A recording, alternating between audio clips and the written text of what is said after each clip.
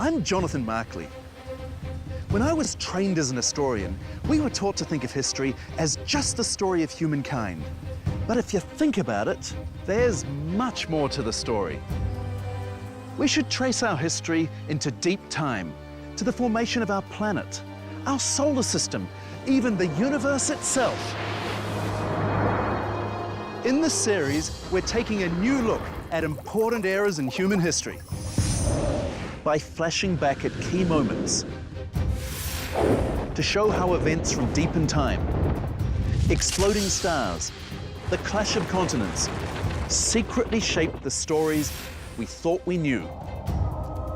By revealing the surprising links between human history and the deep past, we'll show how our civilization and innovations, our voyages and battles are driven not only by the decisions we make, but by physics, geology, biology, chemistry, by forces that can be too small to see, or so far back in time that the only way to understand their influence is to think in a whole new way.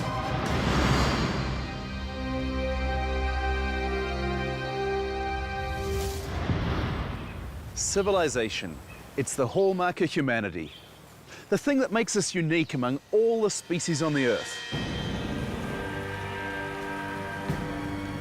But why did it first arise? What pushed our ancestors to abandon their nomadic lives and build the fantastic civilizations of the ancient world? Most historians begin the story of civilization about 5,000 years ago.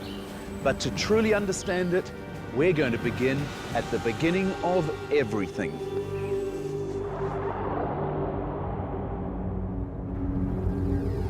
The Big Bang, when all matter, all energy that will ever exist bursts into being in a trillionth of a second. 13.8 billion years ago, there was the mother of all explosions, the Big Bang. A tiny little singularity of space and time blew up to create the galaxies, the planets, the stars, you and me. After the Big Bang, matter and energy spread out across the universe, where the force of gravity pulls it together into dense clumps. Intense pressure ignites fusion reactions that transform those clumps into shining stars.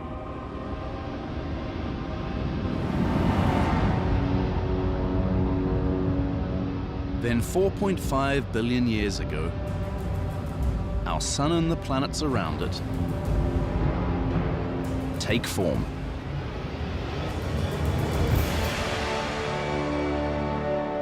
This is early Earth.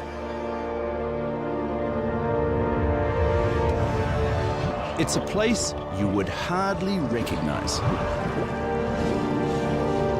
You couldn't survive a moment on its 1800 degrees centigrade surface.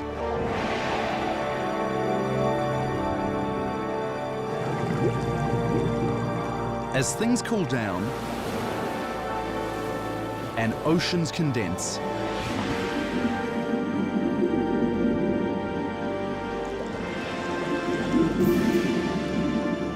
the first bacteria, the first life, appears. From the early stages of life, certain organisms learn to access energy from the sun through the process of photosynthesis.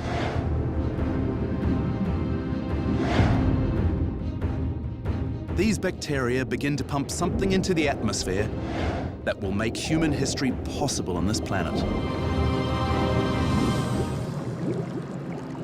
Oxygen.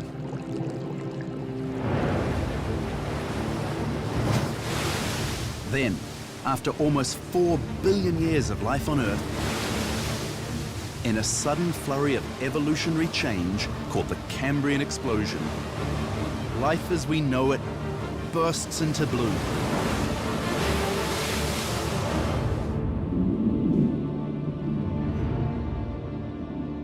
By the Cambrian explosion of 600 million years ago, the record in the rocks of the Earth reveals a huge array of multicellular organisms.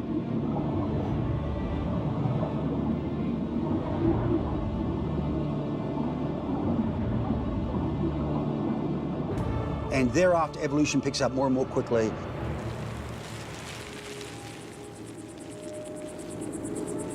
"500 million years ago, plants such as ferns and mosses begin to colonize the land. It's the first wave of vegetation that will grow to include all the crops and trees that we'll use to build our civilization. Then come animals, like amphibians. Life explodes in diversity, laying the groundwork for everything we know today.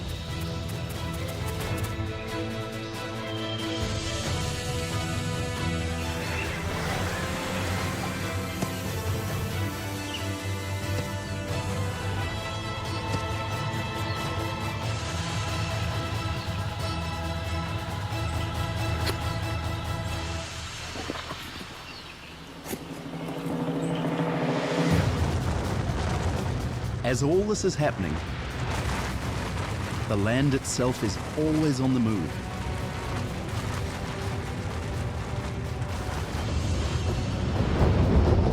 Continents drift across the planet's surface.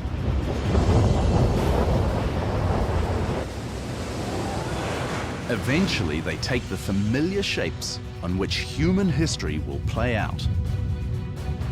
Africa and India start crashing into Eurasia. And as part of this great collision, the mountains of northern Africa and Spain, and the Alps and the Himalayas rise. Two great rivers, the Tigris and the Euphrates, begin to flow.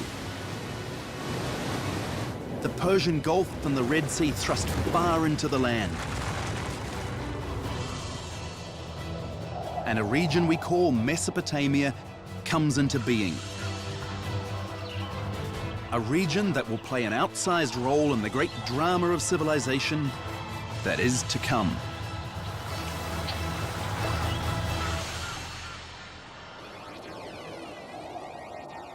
And so the stage is set for the rise of civilization.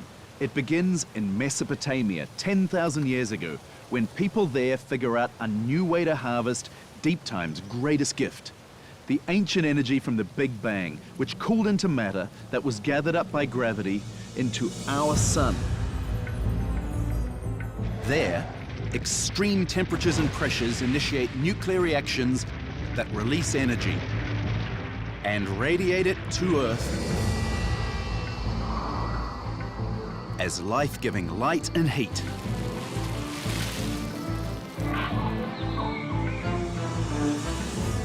Plants store this energy as glucose. Then herbivores access that glucose by eating plants.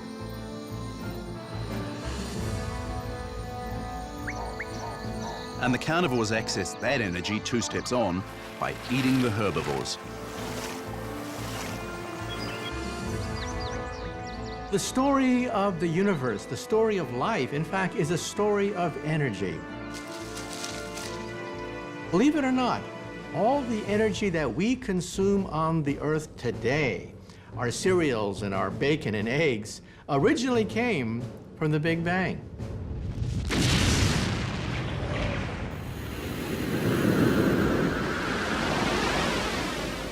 As humans evolved over hundreds of thousands of years, we harvested this energy by simply hunting and gathering. For 99% of human history, we basically lived as nomads, chasing the deer and the buffalo, getting energy from wherever we could. When the deer and the buffalo left, We had to leave too. But about 8,000 BC,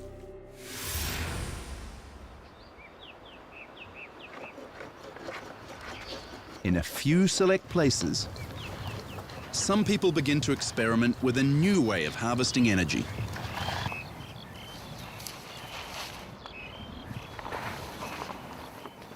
They're growing their own crops. An act so seemingly simple, it's hard to believe it will kickstart a revolution. But it will. These are the first seeds in the rise of civilization. And at first, it is only happening in one region on Earth. Here, in Mesopotamia. Why? A major reason is that the hills above Mesopotamia provide the motherlode of native plants that can be cultivated, including several species of a plant that's going to become mankind's most vital resource for all of recorded history. A plant whose roots go far back into deep time. Which plant is it? It's grass. It's not an exaggeration to say, no grass, no civilization.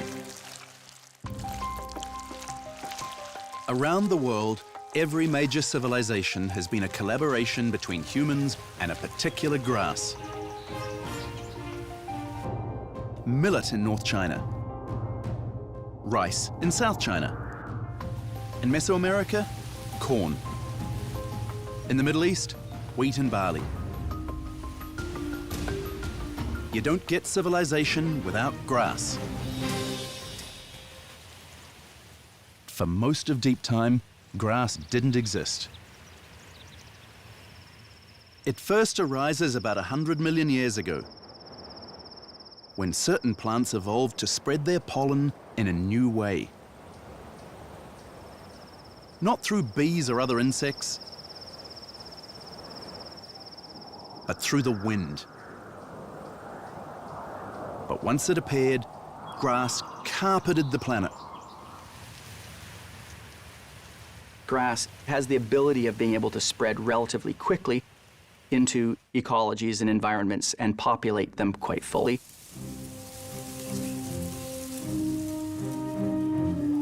And here's where the forces of deep time help determine where civilization began.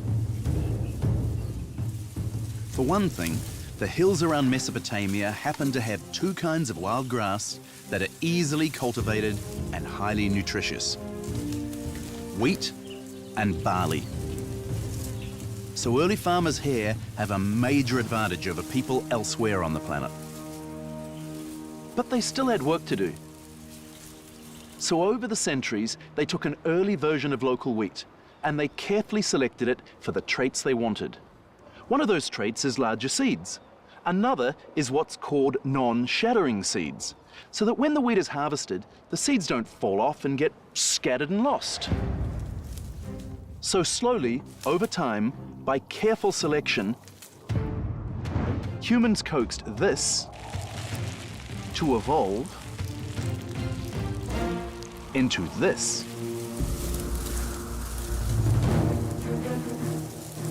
And it wasn't just local grasses that could be tamed. Wandering the hills of Mesopotamia, our lucky farmers would have seen the ancestors of modern cattle. Goats, sheep, and pigs. A collection of creatures that happen to have the right stuff to be tamed. Instead of hunting them for their meat, farmers could learn to raise them, ensuring easy, reliable access to animal protein for the first time in history.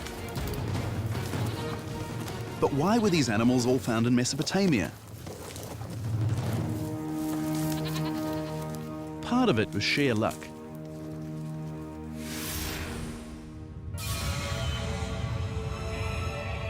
But another part was that deep time placed Mesopotamia at one of the vital crossroads of the world. As plate tectonics assembled the old world, Mesopotamia found itself in the sweet spot, where Asia, Europe, and Africa came together.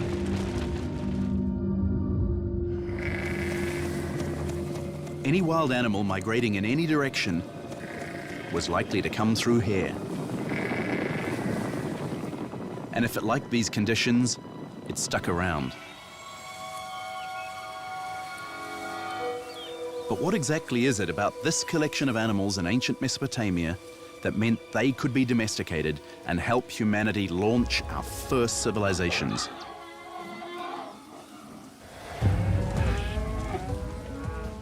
Have you ever thought about why some animals became farm animals and others didn't?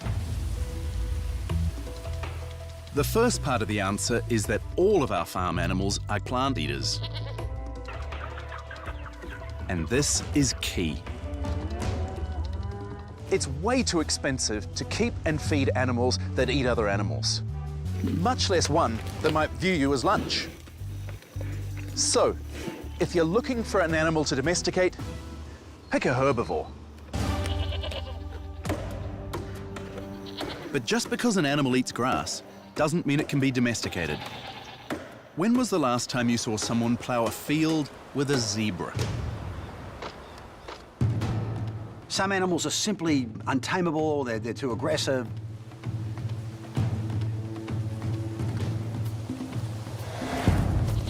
What else do cows, goats, and sheep have in common that make them tameable? They're all herd animals that will sometimes even stampede in their eagerness to follow a leader.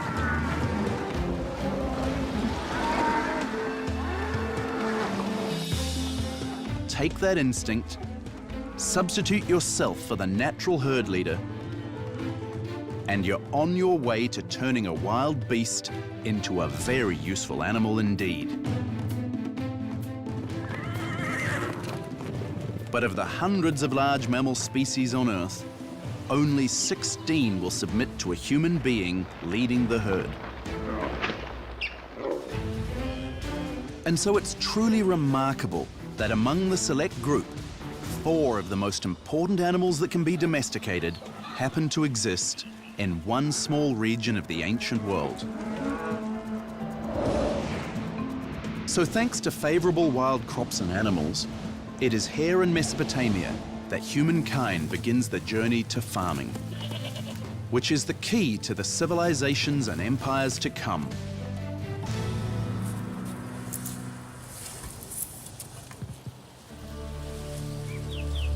But this still leaves the question, why now?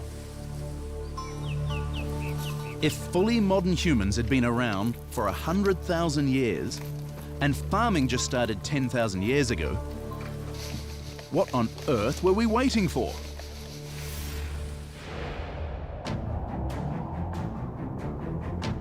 It turns out we were waiting for warmth. 2.6 million years ago, an era of ice ages begins, producing distinct cold eras punctuated by periods of warm interglacials. Modern humans evolved during the last glacial period. And when did it end? You guessed it, 10,000 years ago.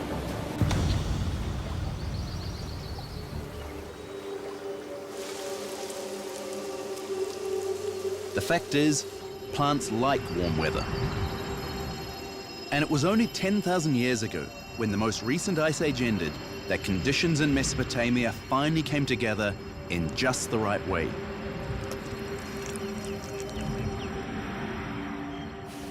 If you want to produce grain, you need a growing season that's at least 90 days long.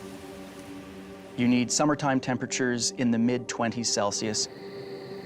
You need it slightly cooler at night. And you need abundant but not excessive rainfall. It's at the point when we see the glaciers start to retreat last time, about 10,000 years ago, that we start seeing the beginnings of agriculture.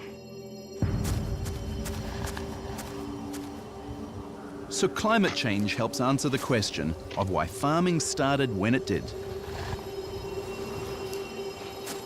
Now, flash forward from 8000 BC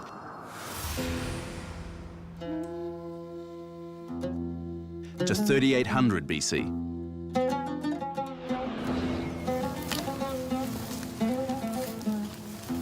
People in hills above Mesopotamia have been farming for over 6,000 years.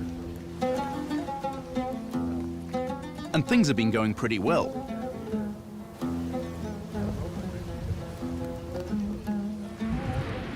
But a disastrous change is coming.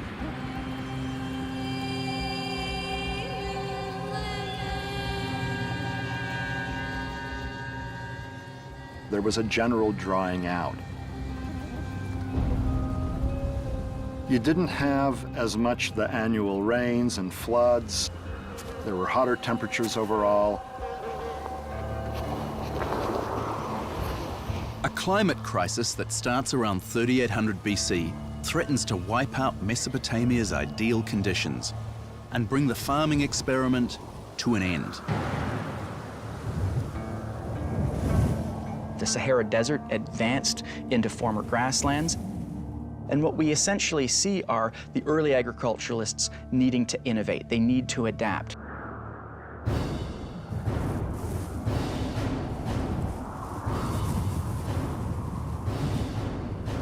And it turns out that ancient geology will be a key to their survival.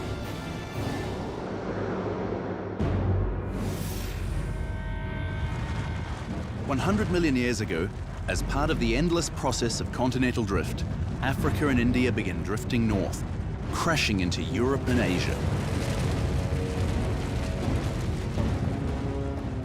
The collision of Africa and India with Eurasia pushed up a series of mountains known as the Alpine Belt. This includes the mountains of northern Africa and Spain, and the Alps, and the Himalayas, and the mountains of Indonesia. And we think of these as different mountain ranges, but they're all connected physically because they were caused by the crashing of Africa and India into Eurasia.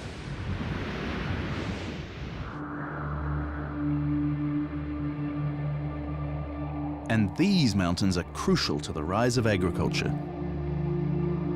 because moist air passing over them is forced to rise, where it cools, condenses, and falls as snow.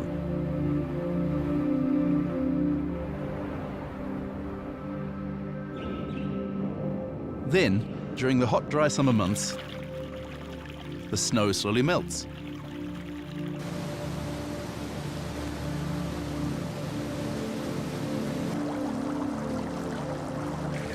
This feeds major river systems, just when farmers need the water. So without these tectonic collisions, without the creation of these mountain ranges, we wouldn't have these tremendous river systems that have been so vital for subsequent human history. Here in Mesopotamia, two of these Alpine Belt rivers, the Tigris and the Euphrates, flow down right into this region of early farming.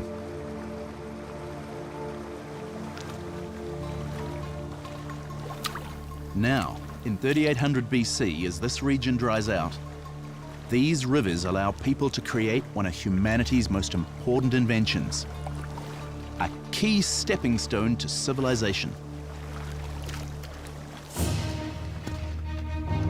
They begin to channel the rivers into a maze of canals and ditches that soak their fields throughout the summertime.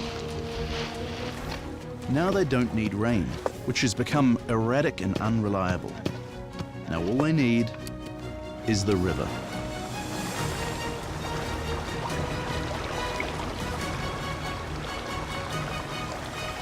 We can just imagine these early experiments in sort of ditch digging that must have gone on.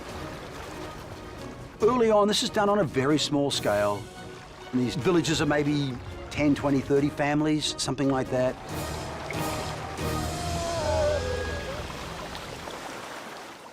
People here have stumbled onto a solution that not only saves farming, but causes yields to explode. Now, Thanks to irrigation, there's a major food surplus.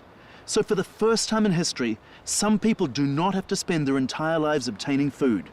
They can devote themselves to making things like sun-baked bricks and clay pots. In other words, now some people can specialize. Very quickly, these initial professions explode. Arguably, pottery is the first sort of profession that appears because everybody needs to store their stuff. You need stuff to eat out of and drink out of and so on. All the things that these early towns need now start to appear. And suddenly you've got builders, you've got tool makers, irrigation diggers and bricklayers and so on. Early priestly sort of classes begin to appear. People with specialized leadership functions start to appear. As this happens, another new thing appears for the first time. Here in Suma, the village of Uruk mushrooms into a hub of thousands of people. The first city. And the more people gather together, marshalling the energy of the surrounding countryside, the more complex human society becomes. It's a phenomenon seen across all scales in the universe.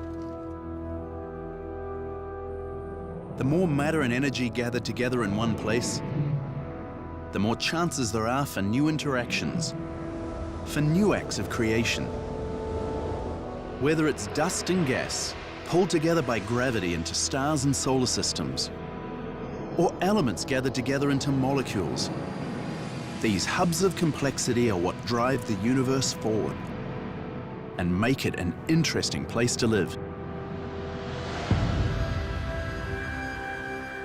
The idea of hubs being regions of complexity where interesting things can happen permeates even life.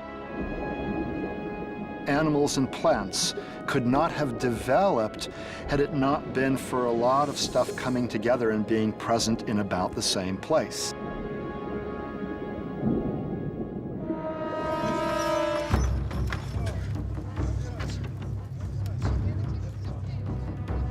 In the emerging cities of Mesopotamia, complexity brings new challenges.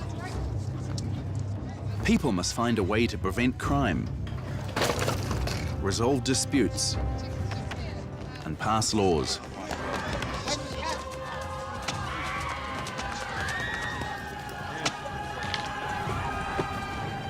So in 3500 BC, the first large governments appear on Earth, a collection of city-states called Suma, right here on the banks of the Tigris.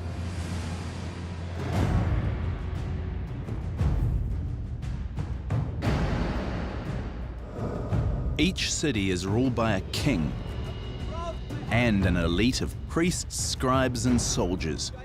These men establish laws, punish criminals, and provide order. This stability and structure helps civilization to grow. But these elites also tend to prey on their subjects.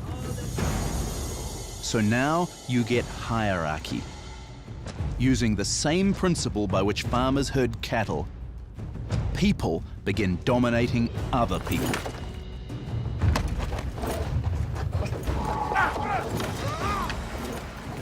We clearly see a leadership elite on the top.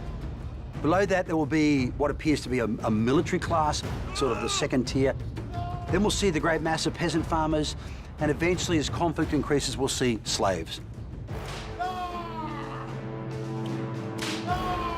This whole process of civilization, farming, irrigation, cities, hierarchies, begins in Suma around 3500 BC.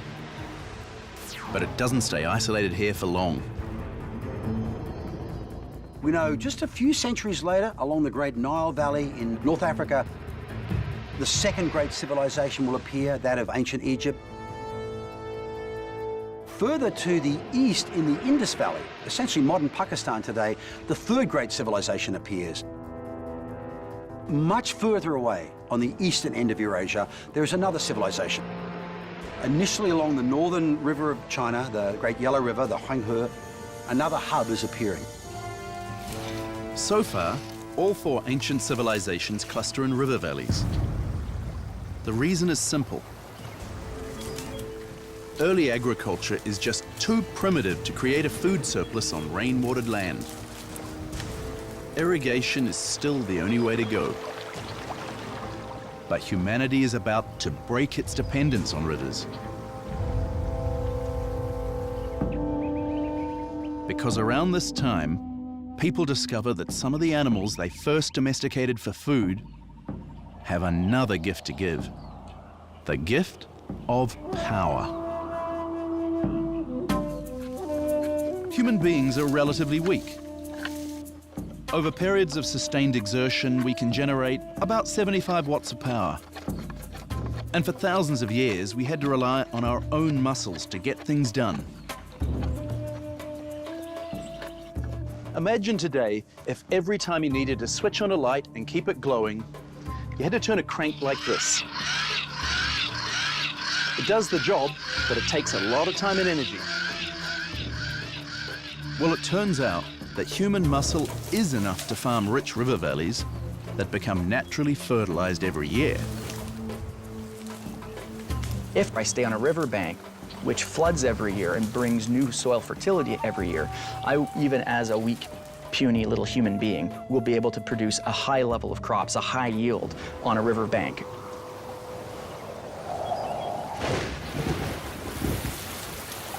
But rain-watered land needs something else to keep it fertile year after year. You need to dig down and turn the soil over to dredge up rich nutrients. In other words, you need to plow. And people with their 75 watts of power are just too weak to do that on a large scale. But around 3500 BC, people discover that they can train some of the animals they've been raising as food to pull plows and dredge up the soil's deep fertility. You could go down 6, 8, maybe even 10 inches in some cases and access a huge amount of soil nutrition, which allowed us then to produce much greater crops and much higher yields. And we could move into areas that simply could not support agriculture when we were simply using human labor as the basis of the cultivation. It's an energy revolution. By yoking a horse or an ox to a plow, mankind multiplies his power 4 to 8 times.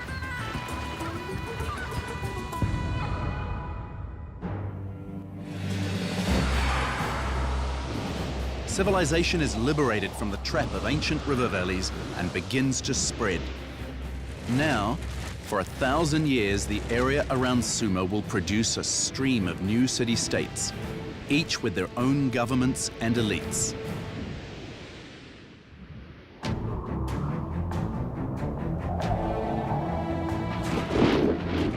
Then in 2350 BC, a powerful new leader appears.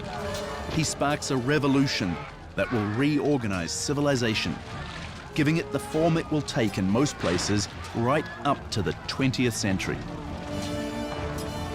A form we call the Empire. His name is Sargon of Akkad. The great Sargon of Akkad comes along, conquers each of these cities one by one to create a much larger socio-political military structure, the world's first true empire. And this just becomes the standard model then for the next 2-3 millennia. Sargon's forced unification of Mesopotamia into the world's first empire is violent. But once the violence subsides, the benefits become obvious. This region was physically blessed by the forces of deep time. But the hubs of energy were scattered across the landscape.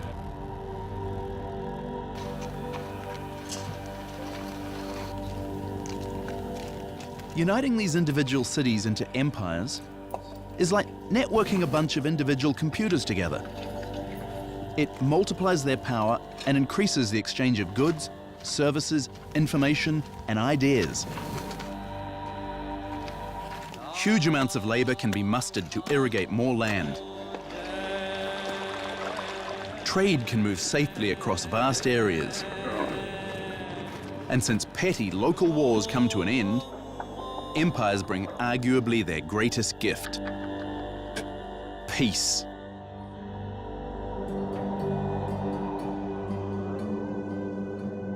Not far away, on the Nile, a similar process has been taking place. As god kings, called pharaohs, extend their rule across Egypt. Egypt's system is such a success, it becomes the most stable civilization in history, lasting almost unchanged for 2,500 years. But can deep time help explain why Egypt will be so stable and unchanging? Rise up above the Great Pyramid and look around. 2,000 miles to the south, the Nile begins in the mountains of Central Africa.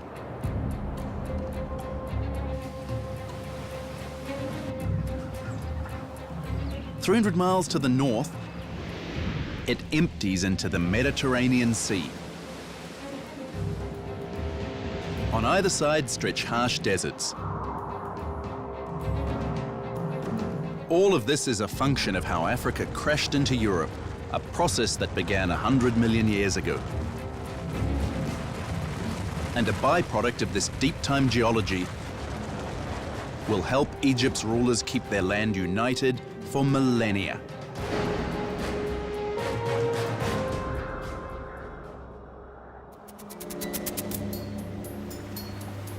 One major reason for this has to do with travel and communication. In the ancient world, early boats can easily float down most rivers. But they're too primitive to sail back up, making most rivers a one-way street. But not so in Egypt. To the north, over the Mediterranean, cool winds blow south to replace hot air rising over the desert, creating a powerful breeze that never stops. So here, boats that float down the Nile can sail back up, pushed by the continuous breeze. It's very easy to make the return journey and just come back down again.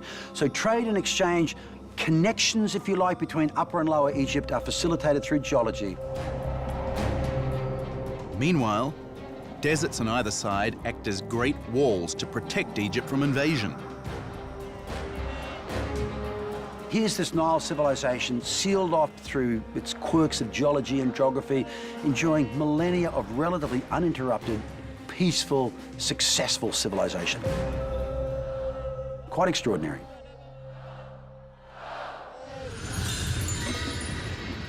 In northern India, another new culture, called the Harappan civilization, begins to spread along the Indus River Valley, laying the foundations for the great civilizations of India.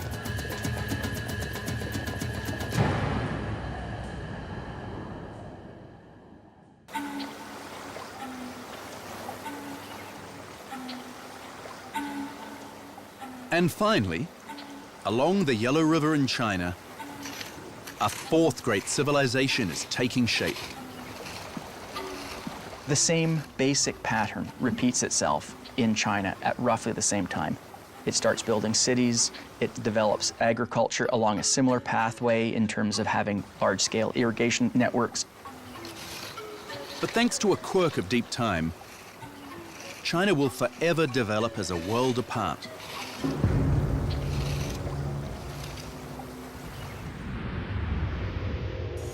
Egypt, Mesopotamia, and North India are relatively close together. So these three civilizations are linked together in a huge cultural matrix. But deep time has separated China by 3,000 miles of Alpine Belt mountains and deserts. Think about the journey you'd have to make to get from China through various deserts, the enormous mountain ranges, all products of the tectonic collision of India with Eurasia. You'd have to get through the highest mountains on Earth to be able to then send your caravans eventually down into the Indus Valley, let alone to Mesopotamia and Egypt.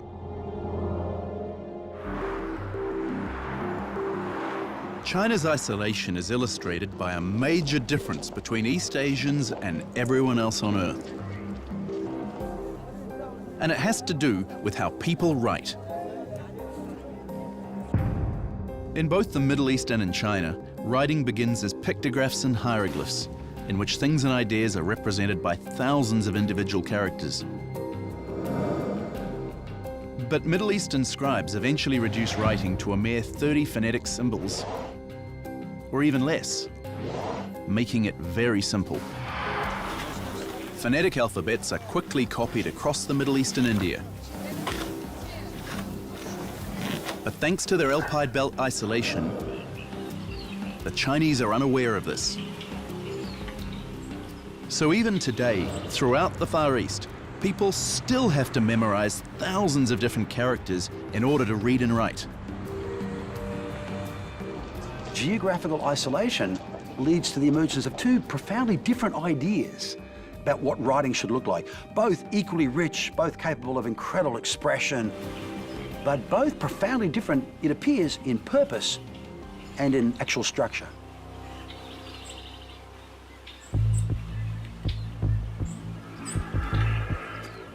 Despite being unaware of the other three ancient civilizations, China still exists on the same landmass as they do. So some things inevitably get through.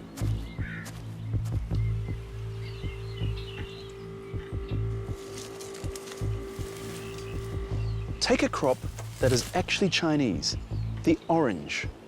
The wild ancestor of all orange trees comes from South China. But it didn't stay isolated there for long. Oranges, which start in China, end up all over Eurasia, and by the Roman times in the Mediterranean. So presumably there were trading routes, one little bit at a time. Farmers that tended to walk and hand seed over to their friends, that walked and handed seed over to their friends. And over very long periods of time, there were some exchanges between these two broad areas.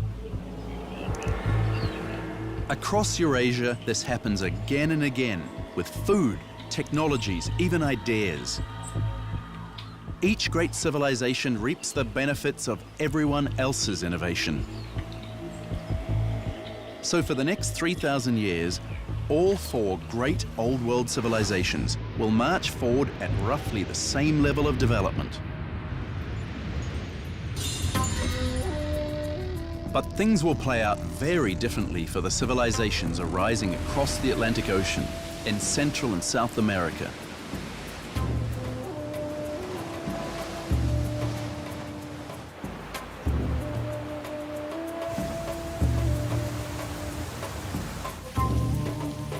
American civilizations that culminate with the Maya, the Aztecs, and the Incas independently invent agriculture, then build impressive cities and empires. They create stunning art and architecture, and invent novel forms of writing, and amazingly accurate calendars. But even still, they're cut off from major advances that sweep the old world. They don't have things like wheeled vehicles, or steel weapons, or gunpowder, and so they will lag thousands of years behind the people in Afro-Eurasia.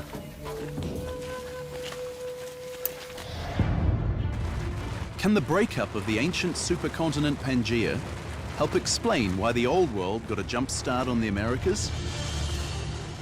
Pangaea begins to break into smaller pieces 175 million years ago. But they're all different sizes. Big chunks break off, much smaller chunks break off. They go in different directions.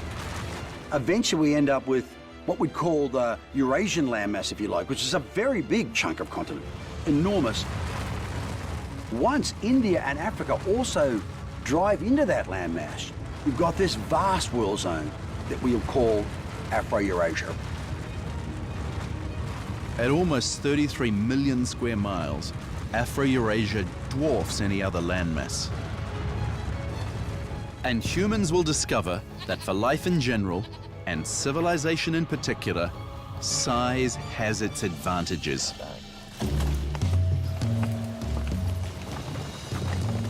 Because it's so big, Afro-Eurasia has the most plants and animals, the most river valleys, and the largest temperate zone. Civilizations here have a lot to work with. There was a lot of different resources potentially available within Afro-Eurasia that could then gradually spread. Even today, 85% of the human race lives in Afro-Eurasia. This double continent also has another advantage inherited from deep time. Most of Afro-Eurasia is spread in the east-west direction. And so crops that developed at one latitude could spread along a band that would get about the same amount of sunshine, about the same climate. The same is true for technologies and even ideas. So every civilization in Afro-Eurasia advances at roughly the same pace. But compared to Afro-Eurasia's 33 million square miles, the second largest chunk of Pangaea, the Americas, is only about 16.4 million square miles and lacks the diversity of the Old World.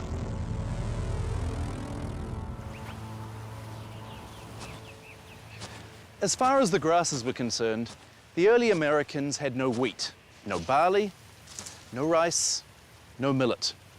The only major grain in most of the Americas was corn. And they had a similar problem with major animals. There was no draft animal, nothing you could use for a plow, nothing you could use to pull a wagon. Even more challenging, the Americas are aligned north-south, not east-west. This creates radically different climate zones. Crops and even people that grow used to the climate of North Dakota probably won't do well in Panama. Even today, if you were to take a road trip from, say, Alaska, right, to Chile, think of the range of environments and different geologies and so on you would have to pass through as you do that.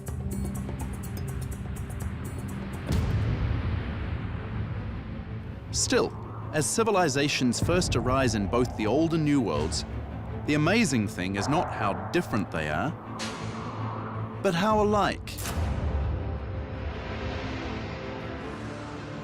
By 500 BC, the Old World civilizations have begun to spread from their original hubs of the Middle East, India, and China. They'll eventually link together into a vast worldwide system.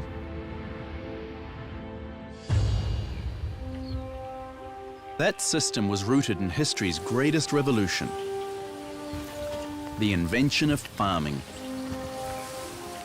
which still underlies our civilization and our success today. In one sense, the rise of civilization began 10,000 years ago when Mesopotamia's people began farming.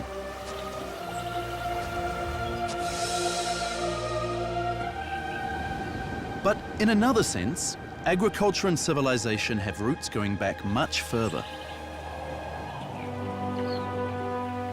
To the evolution of plants like grass, and animals like sheep, goats, and cattle. To the tumultuous sweep of climate change, the birth of rivers, the rise of mountains, the collision of continents, the formation of the solar system, the energy of the Big Bang itself. In short, the whole immense saga known as deep time.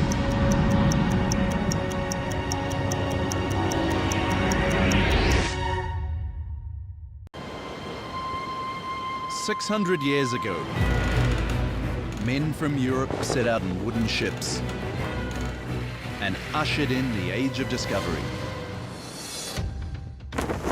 Ruthless, driven men like Christopher Columbus, the conquistadors, and those who followed in their bloody wake. They conquered a new world and connected the planet. You may think it's the story of greed on a global scale. You may think you know what happened, but there's a deeper history. The voyages of Columbus and the Age of Discovery have roots in the depths of time. And a land bridge that populated 2 continents. In tectonic plates that tore North and South America from Afro-Eurasia and created 2 huge world zones. And in precious metals forged in the heat of a dying star. Links in the chain of events of deep time history.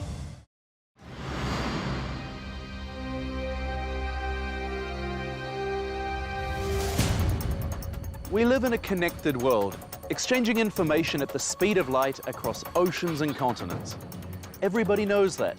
What you might not realize is that long before humanity, the whole world was literally connected.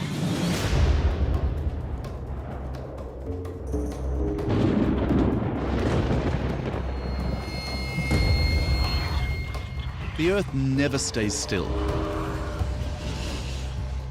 More than a dozen tectonic plates keep the surface in constant motion.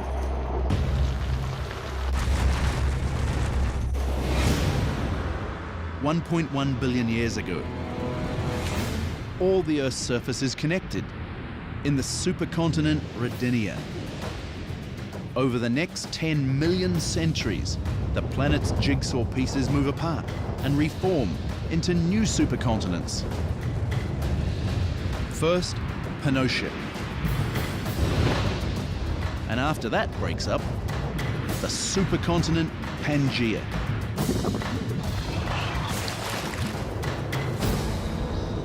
Whose destruction will give birth to the Age of Discovery.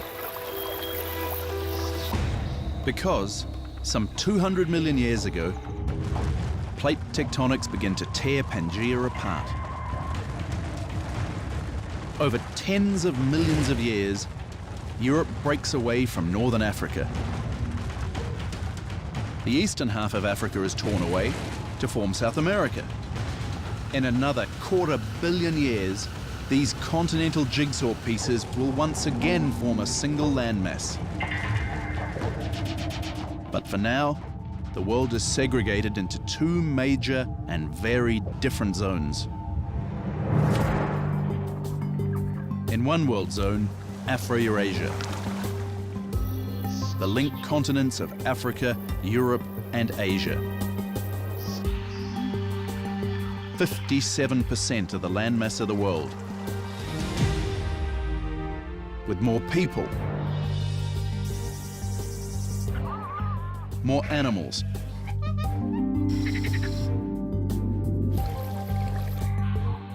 and more plants than anywhere else on Earth. This is the zone where civilization first appears. In the other zone, North and South America, home to younger civilizations. In the late 15th century, at the time of Christopher Columbus, these 2 massive world zones exist in complete isolation from each other. People living with no idea that each other even existed. You might as well have been living on different planets at that stage. So deep time forces have set the stage for the voyages of discovery. 2 isolated world zones, separated by vast oceans, one of which is about to be crossed. The launch pad for this crossing is the port of Palos, Spain, on August 3rd, 1492.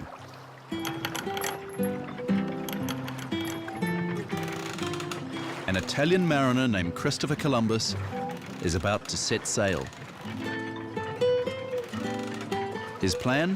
Find a new trade route to China. Columbus has no idea that because of Earth's geology and geography, his plan is going to utterly fail. Or how that epic failure will make his voyage one of the most influential expeditions in the history of humankind. But what's driving Columbus's journey into the unknown? What does he hope to get once he arrives in China?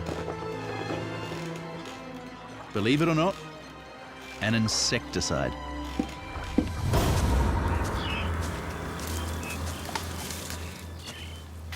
You heard right, an insecticide.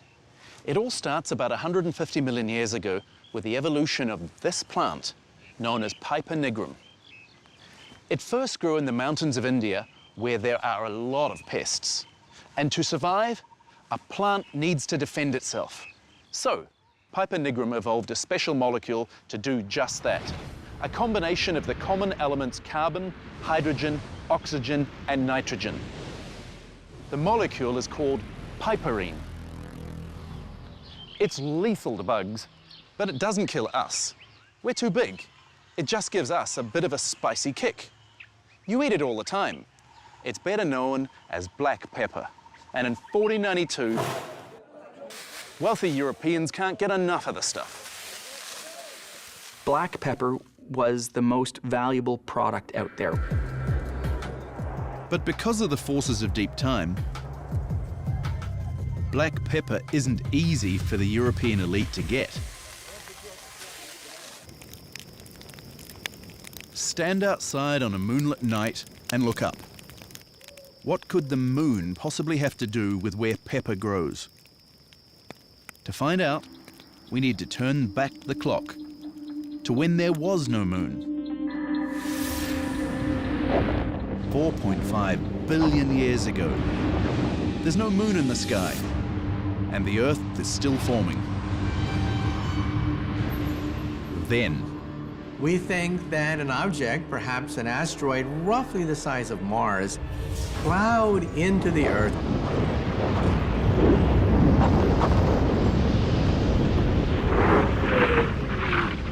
The material that got splattered off Earth and the impacting object initially formed a ring or a disk around Earth, from which the moon coalesced in less than a century. The impact that led to the formation of the moon is also probably the event that caused Earth's axis to be tilted, in our case by 23.5 degrees. and this tilt is key. It means that the midsection of the planet gets much more sustained light and heat from the sun. The tilt of Earth's axis, this 23.5 degree tilt, is why we have tropical zones on Earth and then the temperate regions.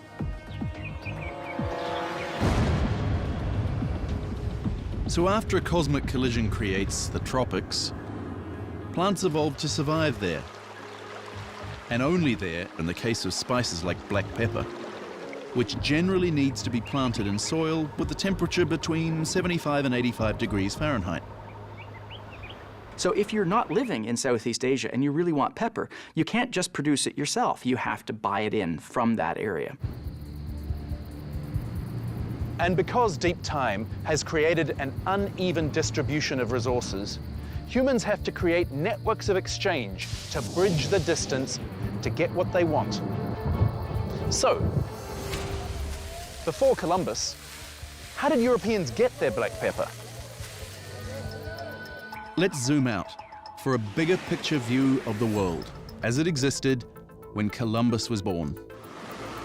Here's India, at the southeastern end of Eurasia, the source of black pepper and other spices. Indian merchants trade these spices with merchants from this country, China. A huge land with a temperate climate, rich soil, and immense natural resources. For most of human history, the great Chinese dynasties were the most powerful, wealthiest states on the planet. In the early 15th century, China is rich enough to send huge trading fleets across the Indian Ocean to East Africa, under the command of the famous Admiral Zheng He. Even when political pressure ends those voyages, the Chinese continue the centuries-long tradition of the trade routes later called Silk Roads. Merchants carry precious goods, including spices, across land and sea. The spices are passed on to merchants in the Islamic countries that stretch from northern India to the Middle East, Turkey, and North Africa. Finally, merchants from the Italian city-states like Venice or Genoa acquire the spices from Turkish or Middle Eastern ports and bring them to customers in Western Europe. So that's how spices like black pepper get to medieval Europe, and why Europeans have to pay through the nose to get them. Europe doesn't just import spices and luxury goods. It's imported most of its mathematics and technology from the East. 1,000 years after the fall of the Roman Empire, Europe is a ragged collection of competing nation-states. Put them all together, and their population and wealth can't match China or India. So it's a real crisis when the Silk Road is suddenly shut down and the flow of spices stops because of the Turkish Sultan Mehmet II. The Sultan has a stranglehold on trade because of geology and geography. The prehistoric collision of continents has created two arms of the Southern Ocean, the Persian Gulf and the Red Sea, that jut into the Middle East center.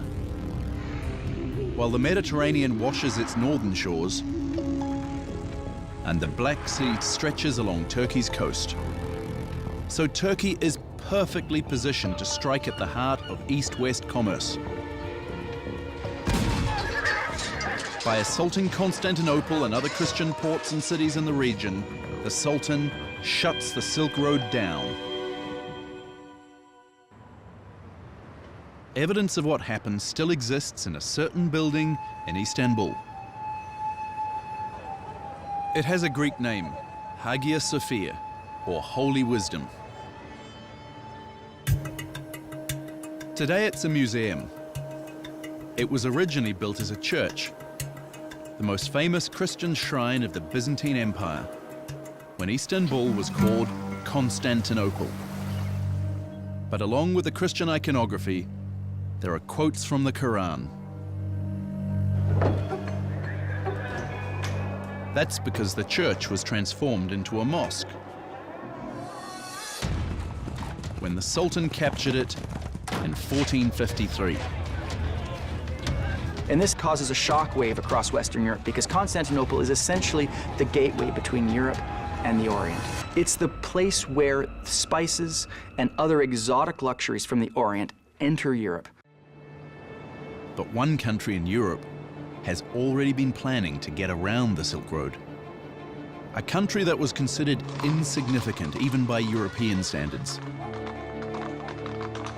And yet, in the early 1400s, ground zero for the age of discovery is Portugal. Instead of depending on the Silk Road, Prince Henry, later called the Navigator, wants to find a direct sea route to India. Portugal is a poor country, but if it takes over the spice trade, it'll be rich. Let's be frank about this. The early explorers did not go into the unknown for their health. No, they did it for financial gain. Prince Henry's plan is to do what no one has ever done. Sail around the southern tip of Africa and into the Indian Ocean. But there's a geological reason that sailing around Africa won't be easy. Africa's Atlantic coastline has very few natural harbors or inlets. So when the Portuguese sail south, there aren't a lot of safe places to anchor. So there are many, many areas where it's almost impossible to land. And where prevailing currents and wind patterns make it very dangerous to try and get in and come out again. So we imagine these expeditions slowly working further and further down, then coming back to Portugal, accumulating more and more information. Over the decades, Prince Henry's ships do find a handful of safe harbours. They start trading in everything from ivory to slaves. But the decades pass. Henry the Navigator dies, and his successors still haven't made it around Africa. So far, the geographical barriers imposed by deep time have been too great. Then, in 1484, Christopher Columbus comes to the Portuguese with a new plan. Never mind Africa, save time and money by sailing over the Atlantic. They assume that if you cross this ocean that we see off our western shores here, that eventually we'll simply come to East Asia. Columbus is sure that if he sails far enough west, he'll end up in the Far East, because he's sure that the Earth is round. But, contrary to myth, Columbus isn't trying to prove that it's round. Most educated Europeans know the Earth is a sphere. The ancient Greek philosopher Aristotle had calculated the roundness of the Earth 2,000 years earlier. But Columbus and other Europeans have no insight into a deeper question. Why exactly is the Earth round? What's the scientific reason that planets like ours are spherical instead of some other shape? It's a question that we can answer. And there's a clue in some recent astronomical photos. Look at these two objects. One is a comet visited by a space probe in 2014. The other is Pluto. Why does the comet have an irregular shape? While Pluto is a sphere, like Earth. Well, the answer is gravity is attractive. Or as we tell our students, gravity sucks. In other words, objects in space form when gravity pulls cosmic debris together. The force of gravity always pulls towards the center of an object. And as you add mass, gravity gets stronger. But you see, gravity sucks evenly. And that's the reason why the state of lowest energy is when gravity accumulates all this mass, smooths out all the imperfections to create a spherical star or planet. However, for very small objects like asteroids, the gravity is not strong enough to smooth it out. In fact, if a body is less than roughly 700 miles across, gravity is not sufficiently strong to create a round planet. Which is why Columbus is right.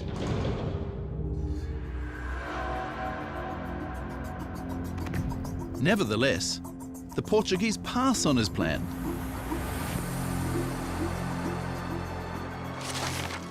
So Columbus has to seek out fresh investors for his project, which he can do, because one of Europe's greatest weaknesses turns out to be a secret advantage. So, remember how Europe was the squabbling collection of competing states? Well, think about it from Columbus's point of view. If the Portuguese say no, he can go to the monarchs of England, France, or Spain, and he can say to each one of them, if you back me, I will make you the richest ruler in all of Europe. And of course, eventually, the King and Queen of Spain decide to take a gamble. They give Columbus the funding for his cross-Atlantic route to China. And on August 3rd, 1492, 3 ships set sail across the Atlantic.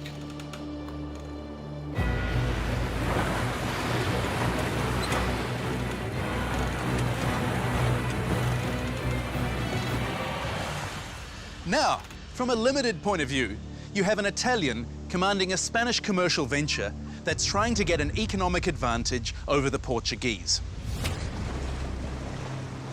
But think about the knowledge and the technology aboard those three ships.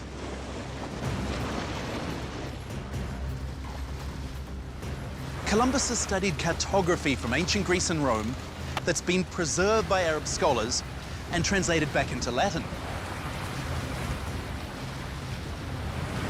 He's using a compass that was invented in China and transmitted to Europe over the Middle Eastern trade routes.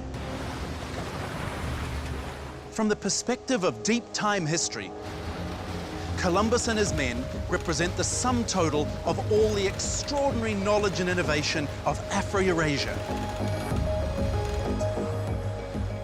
And yet, because they don't know that the surface of the planet is divided into two major world zones, they have no idea where they're going.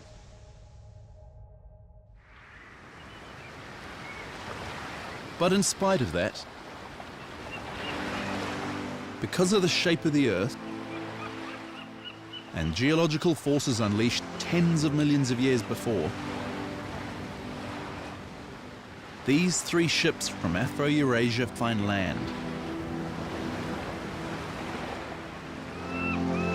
An island in the Bahamas that to this day has not been clearly identified.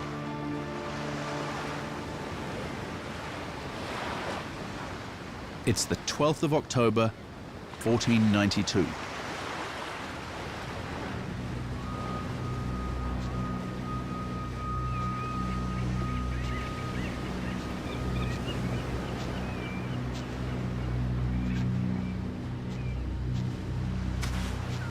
Columbus gives thanks to God for what he thinks is a successful business trip. In fact, he's reversed the tectonic process and brought Afro-Eurasia and the Americas back together.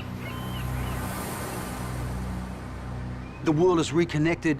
Humans rediscover each other, if you like, and the entire globe becomes a sort of a modern, metaphorical Pangea. Columbus never realizes that he's reached the outskirts of a world unknown to Europeans.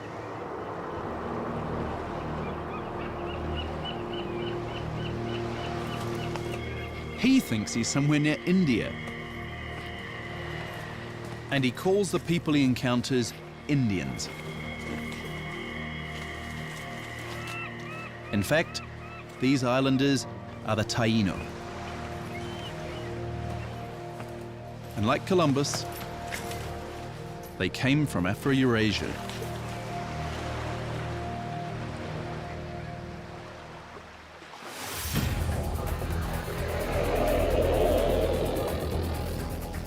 There was this land bridge during the Ice Age that allowed waves of migrants to come from Asia and populate the Americas. Within a couple of thousand years, they'd made it right down to the southern tip of South America. With the waning of the Ice Age from about 12,000 years ago, sea levels rise dramatically, that bridge disappears, and these humans are now cut off, isolated in the Americas from Afro-Eurasia, and the memory of this connection is sort of lost. And it won't be literally until 1492 that these vast world zones will be reconnected. The reconnection is the start of what will be called the Columbian Exchange. A vast ongoing transfer between the Americas and Afro-Eurasia of cultures, technologies, and especially living things. The breakup of the supercontinents was not just a geologic event, it was also a biological event. But now technologies, plants, animals, diseases, and people from one landmass or the other will spread across oceans and around the world. Phase 1 of the exchange gets underway when Columbus returns to Spain in 1493. He has found no black pepper. But there are other spices, and a strange leaf the Taino burn that they call tobacco. This leaf will kill hundreds of millions of people. Its addictive ingredient, nicotine, evolved as a natural insecticide, like the piperine molecule of black pepper. Even more exciting for the Spanish, small amounts of gold from streams and riverbeds. They hope to find a lot more, and they expect the Taino to get it for them. As Columbus writes in an official report, the people would make good servants, and he brings back several of them as slaves. Phase 2 of the Columbian Exchange begins on January 2nd, 1494. Columbus returns to the Americas with 17 ships, European livestock like pigs and cattle, and a small army. The bloody conquest of the Americas is about to begin. And the conqueror's most terrifying weapon is the horse. Imagine these early horses being brought over. Imagine Native American peoples who've never seen this before saying, wow, look at that. But this is another story with a deep time twist, because horses aren't really an invasive species in America.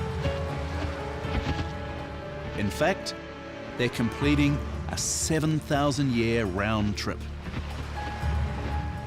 The horse, which has proven so important for human history, originally evolved in the Americas.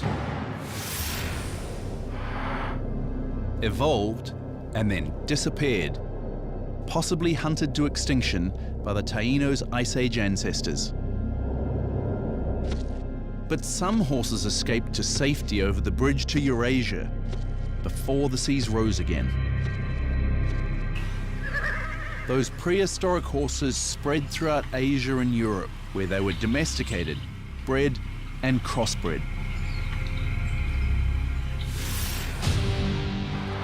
Now, in 1494, the horse returns to the Americas as a weapon of conquest.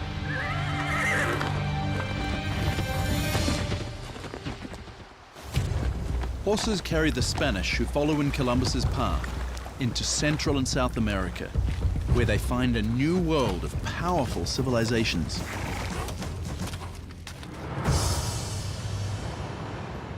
This is Mexico City, the world's 12th largest city and the largest Spanish-speaking metropolis on Earth.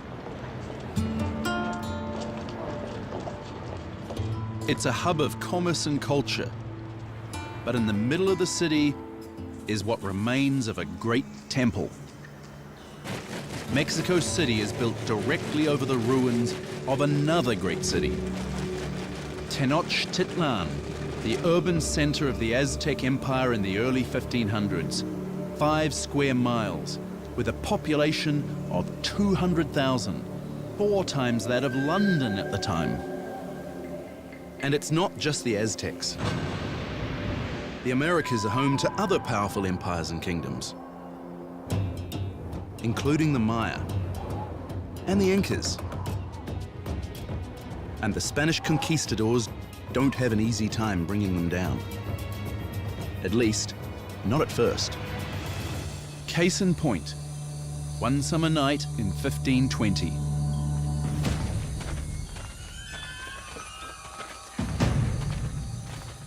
Hernan Cortés and his men find themselves hunted and outnumbered.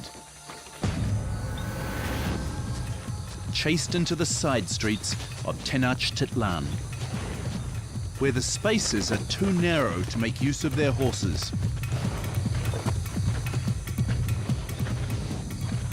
Even the superior technology of guns is of little use against an endless rain of arrows and spears.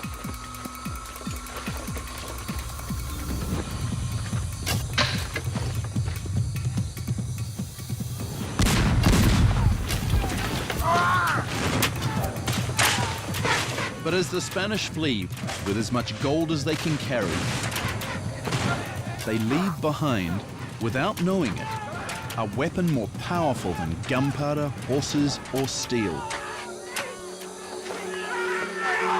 Because inside one of Cortez's fallen is a biological time bomb brought forth from deep time.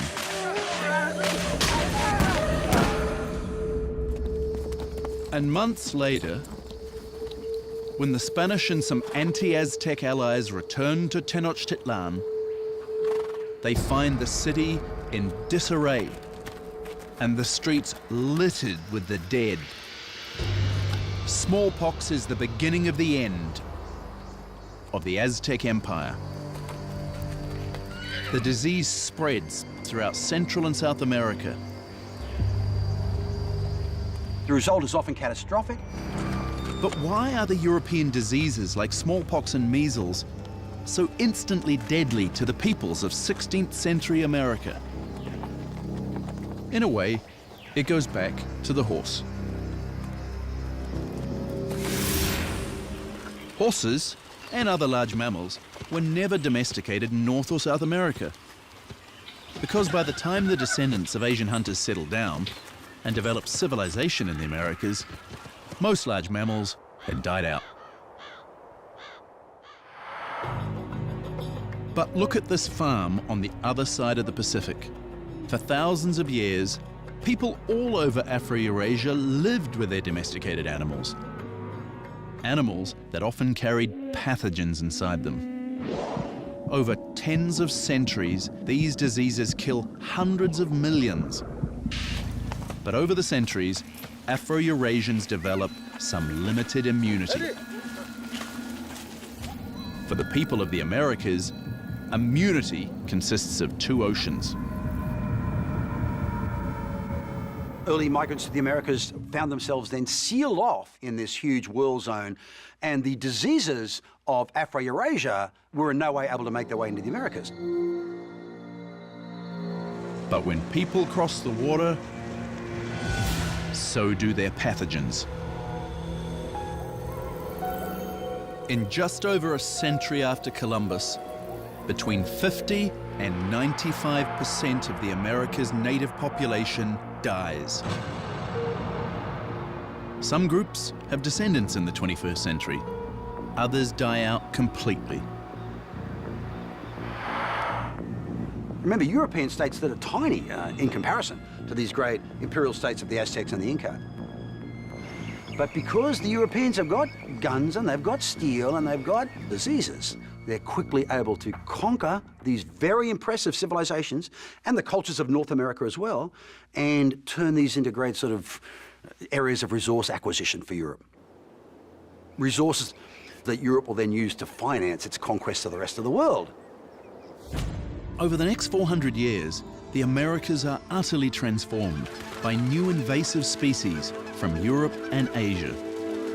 From cattle and pigs to rats and earthworms. From apples and oranges and Midwest wheat to the bluegrass of Kentucky. But there was a similar trade the other way, from the Americas to Western Europe.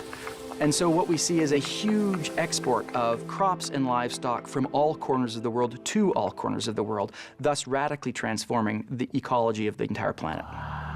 That's because, although the people of the Americas lacked large domestic animals, they had bred more than half of all humanity's usable plants, including tomatoes, squash, beans, peppers, chocolate, yams, avocados, peanuts, the potato, and a weed that became one of the world's most astonishing examples of genetic modification. What was growing successfully in the wild in the Americas was a plant called teosinte, a small, weedy sort of grass that took many, many hundreds of generations of careful sort of selective breeding of teosinte before you could start to turn it into a crop that could feed large numbers of people. You had to sort of essentially change the DNA of this thing so that it would produce a lot larger heads. One ear of teosinte is about the size of a finger, with 5 to 12 really hard kernels. It's not much to look at, but 10,000 years ago, farmers in Mexico began planting and breeding it. They saw that some teosinte were a little bigger, some kernels might be slightly softer, and they planted those. And over thousands of years of selective breeding, the farmers of Mexico created, and that's the word, they created what we recognize as modern corn. Corn is a human invention. Initially, it probably gets imported into Europe as a novelty item, but quickly people realize that this is a really useful crop. It turns out that while the Earth only has a few places that can grow spices, it has many areas where corn can grow. Places too dry for rice, too wet for wheat. It grows well in a wide range of conditions. It's relatively pest tolerant, it's relatively drought resistant, and it produces a large amount of carbohydrate. And so it quickly spreads across Europe and into Africa, and today is the basis of both Europe's and Africa's food system. In the modern day, this has revolutionized agriculture across the world, and especially in places like the American Midwest or in China, where almost all of the corn that is being produced today ends up going into the belly of an animal that we then use for something else, largely for protein. While corn is a New World crop that helps transform the Old World, an Old World crop turns out to be the foundation of an empire in the New World. When the conquistadors first arrived in the Americas, they realized they're in a very conducive environment for growing certain crop species for which there is an enormous demand back in Eurasia, right? Chief amongst these was sugar. Sugar was the preferred drug of many, many Europeans. Humans have a fundamental deep-time link with sugar, because it's how we use the power of the sun.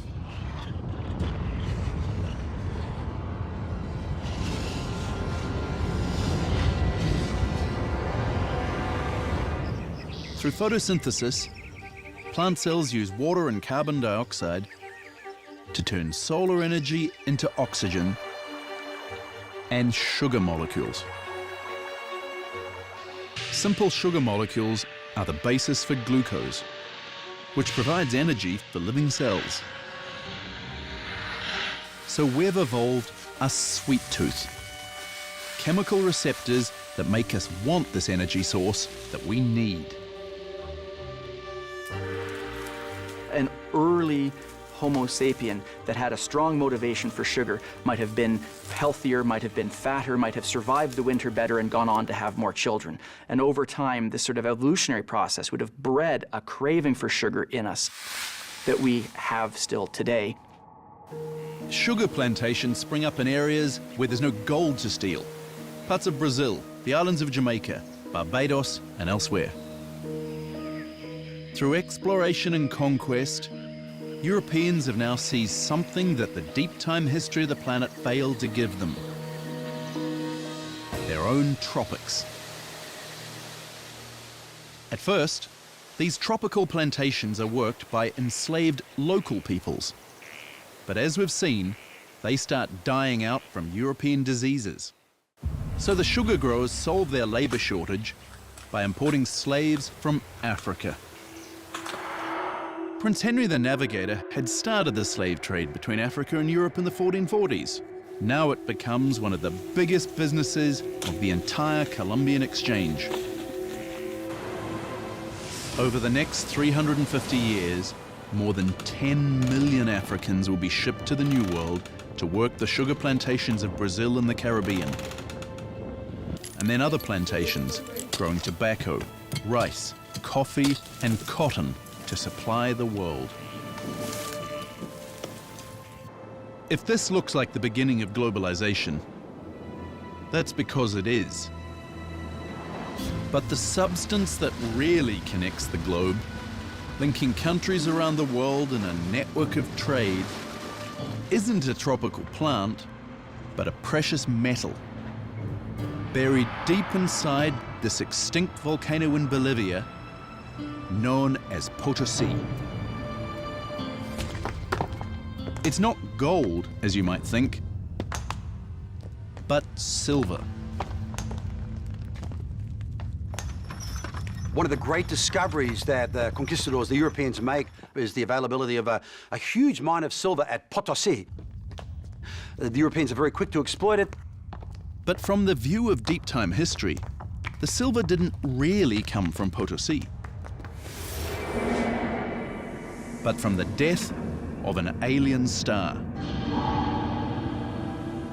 Stars make elements, the basic substances of the universe. When nuclear fusion at a star's core rearranges atomic nuclei with unimaginable pressure and heat. Middle-sized stars, like our Sun, make very simple elements, like helium. Larger stars make heavier elements, and if they die, they make more. When a star about 10 times more massive than our Sun uses up its nuclear fuel, it collapses, and then it blows up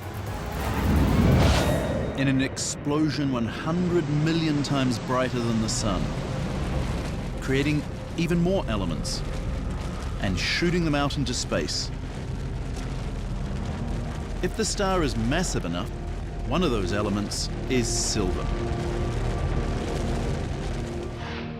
More than 4.5 billion years ago, gravity pulls the silver debris together into the forming Earth. But you have chemicals which touch other chemicals and coalesce in different ways. And so as a consequence, silver was not distributed evenly across the planet Earth. Inside the Earth, the silver from space is melted and then concentrated in areas of extreme subsurface heat. In other words, where there's volcanic activity. So millions of years ago in Bolivia, the Earth cracks open and Potosi fills with a metal that in the 16th century, the Spanish will do almost anything to get.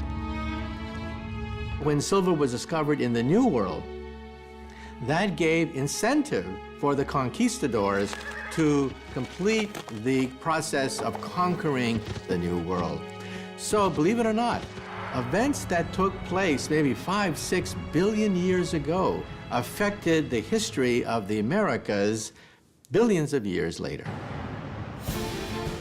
Gold stolen from the Aztecs and Incas has been a huge windfall for the Spanish. But it's silver from Potosi that creates the first true international economy.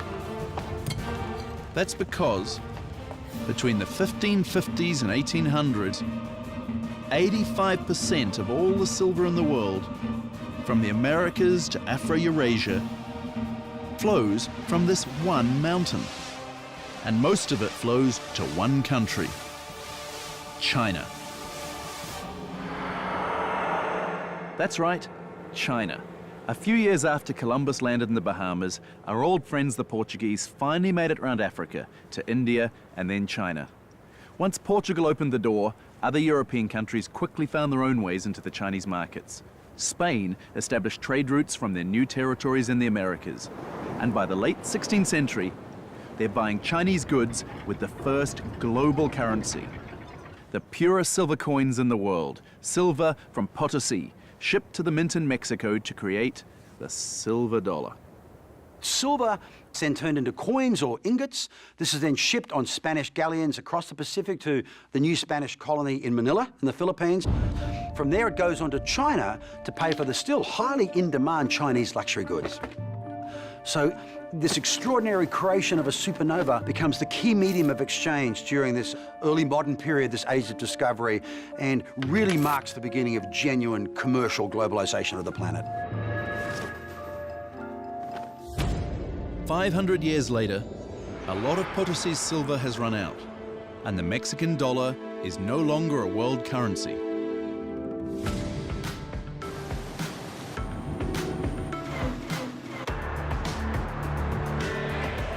But the effects of the global economy and the Columbian exchange are all around us.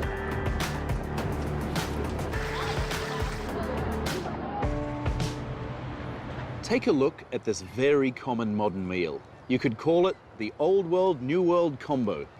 Look at the burger, Old World. The cow was domesticated in the Near East, then went to Western Europe and was taken to the Americas. The wheat in the bun, that was first grown in Mesopotamia. Lettuce, Egypt. The onion is Asian.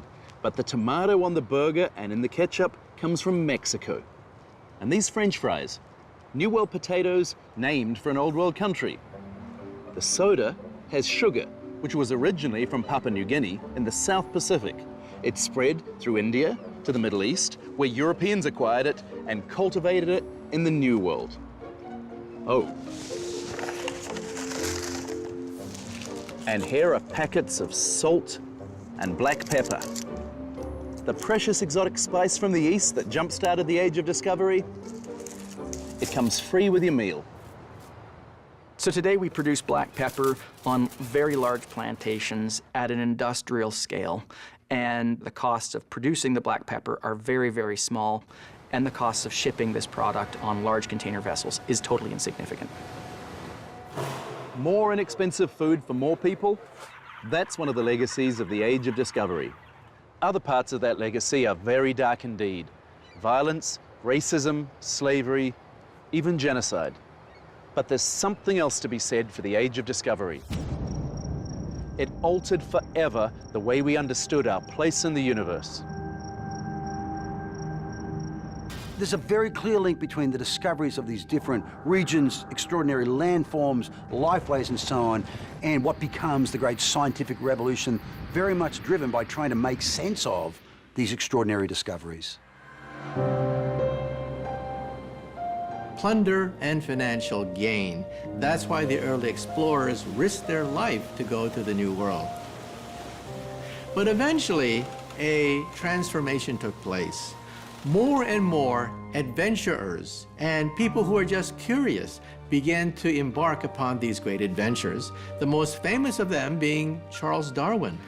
He was curious. He was a naturalist. He wanted to write the history of life on the planet Earth. And the only way you could do that was to get on one of these boats and sail the ocean blue.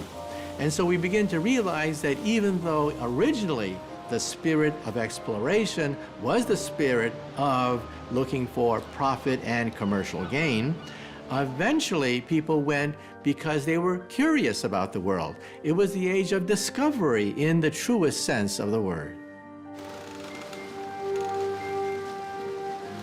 In one sense, the Age of Discovery began with a few ships in the 15th century, setting out for unknown shores. But in another sense, the Age of Discovery has roots in the very depths of time. In a land bridge that populated 2 continents, tectonic plates that ripped South America from Africa and created 2 huge world zones. In the molecules that formed after the collision that made the moon, and the globe-connecting element forged in the heat of a dying star. Links in the chain of events of deep time history.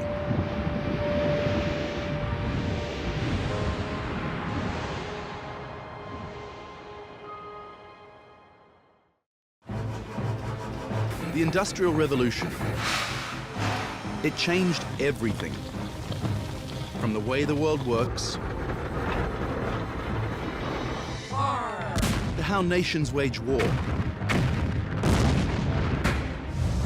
You might think of it as a time of new discoveries and new inventions, of steam power and the assembly line. A revolution that took place in the factories, in the mines, and on the battlefield. But there's a deeper history. The Industrial Revolution and the rise of modern warfare have roots in the depths of time. In the natural process that enriches the soil, and the scientist who duplicated it and brought horror to millions. In the prehistoric forest that died to give birth to a new form of energy. And the star-destroying metal that changed war forever.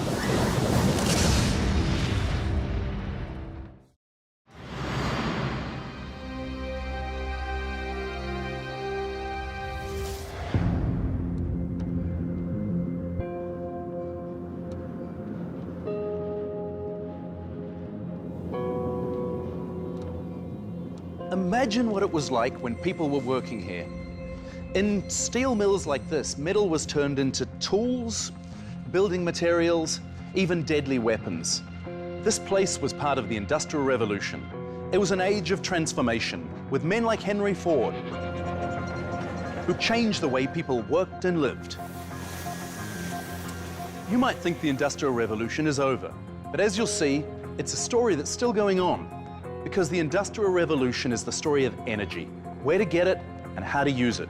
To really understand that, we have to go back, not only in time, but in space, by following that light back to its source.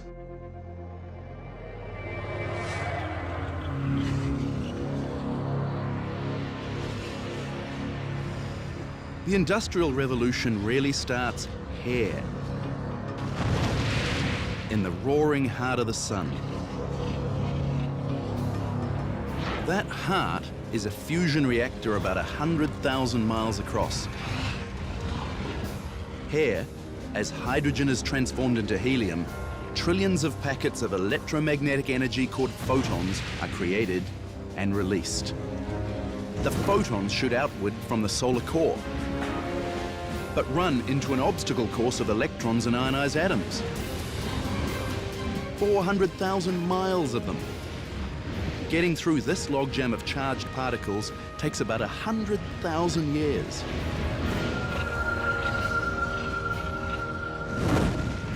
But when the photons finally escape the sun, they then travel through space at the speed of light, covering the 93 million miles to the Earth in 8 minutes and 20 seconds.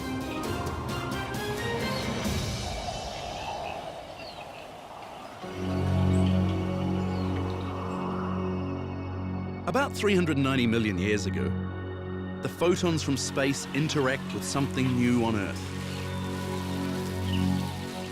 Plants. Living organisms containing a special molecule that first evolved in ocean-dwelling algae. It's called chlorophyll. These photons hit chlorophyll. Chlorophyll takes carbon dioxide and uses the energy of light and creates, as a waste product, oxygen. And in the process, creates organic chemicals that have energy stored in them. This, of course, is photosynthesis. For millions of years, it powers the trees of the world's first forest. These early trees had thin bark and shallow roots. Over the years, they fall, pile up, and decay. Then, around 250 million years ago, tectonic plates that are always on the move lift and fold the land. The remains of the world's first forest are buried deep in the earth.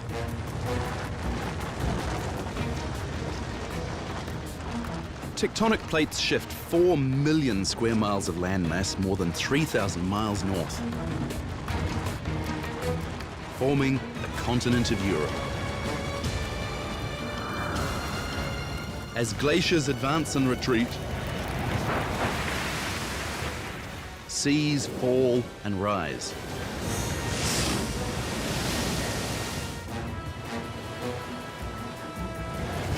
By 7000 BC, what was once the northern coast of Europe is cut off by the sea. The former coast is now the British Isles.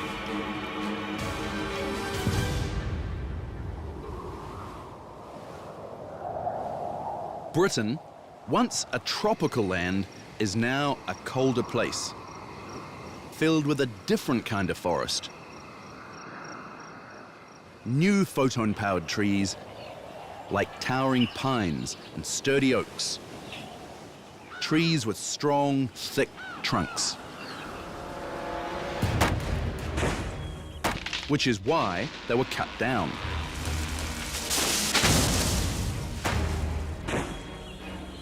Over the centuries, forests all across England, Scotland, Ireland and Wales are cut down and burned for fuel.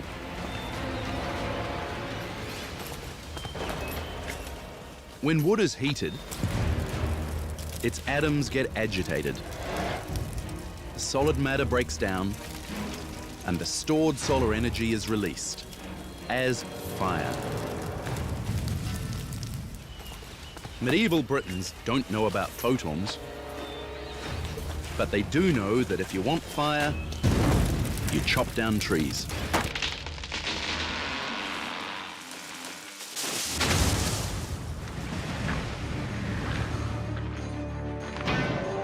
At the time of the Norman conquest in 1066, forests covered 15% of England.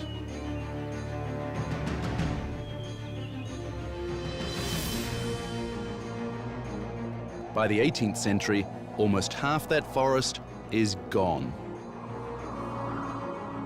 But the trees aren't just disappearing to keep peasants warm in the winter. Trees are vital for war. A lot of timber has been used, the mighty oak trees, for example, to construct the enormous British Navy. The British Navy was responsible for significant deforestation in Britain. The largest warships each need 4,000 oaks. And between the end of the 16th century and the start of the 18th, Britain's fleet nearly triples in size. So, because of cold weather and war, by the 18th century, the people of Britain are facing a real energy crisis. They have to find something else to heat their homes with. But what? As it turns out, it's right beneath their feet. Remember the world's first forest? When it was crushed beneath the earth, the pressure heated it and transformed it. We have sediments that pile on top, creating pressure. And this pressure created chemical reactions inside the decaying plants. Those crushed and buried plants and trees turned into something new. And England, Scotland, Ireland and Wales are packed with the stuff. Something that looks like a rock, but isn't. Coal, a fossil of the first forest. They can be used for energy. A fossil fuel, because like wood, it burns. The key to the fact that we get our energy from fossil fuels goes back to photosynthesis.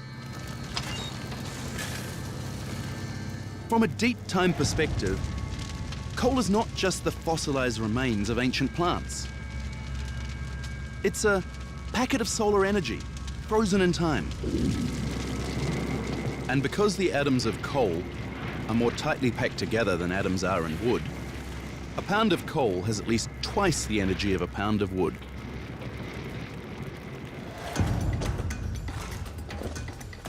So at the beginning of the 18th century, the British realized they're standing on an ancient treasure trove of energy.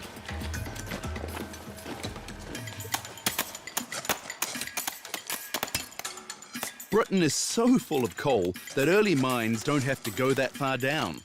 In many cases, less than 100 feet down. The trouble is, there's more than coal underground.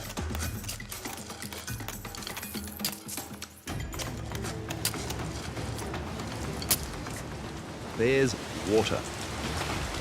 Underground aquifers constantly filled by rain or melted snow. With the stroke of a pickaxe, miners could set off a flood. Getting this new energy source could be a deadly challenge. So that's where the story could have ended. British miners and mine owners could have given up. The Industrial Revolution might have happened somewhere else, or not at all. But then, something amazing happened. And it happened in a kitchen. Look at this kettle. A lot of people in England do just that in the 17th and 18th centuries, as coffee and tea from faraway places make boiling water a familiar sight in countless homes. One of these homes is in the town of Dartmouth, where a man named Thomas Newcomen is said to have watched, over and over, the actions of his kettle on the fire. Inside the kettle, heat agitates the water molecules. They move apart as liquid changes to gas. The gas expands, but it's trapped inside the kettle. Struggling to escape the kettle, the gas moves the lid up and down. That's what Thomas Newcomen and others saw. Steam, something that isn't solid, can move solid objects.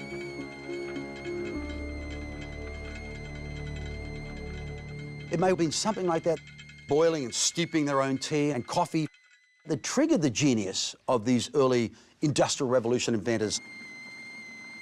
We could trap the steam within some mechanism. We could use this to drive pumps to clear the water out. Thomas Newcomen creates a steam pump that removes the underground water from the coal mines. This makes the mines safer, so the British can dig deeper for more coal. The more steam power you have, the more coal you can dig. And the more steam power you can make from coal.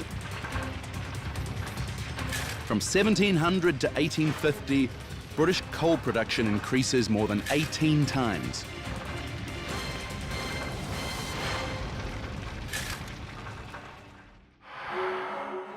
By the middle of the 18th century, another kettle-watching Brit, a Scot named James Watt, transforms the steam pump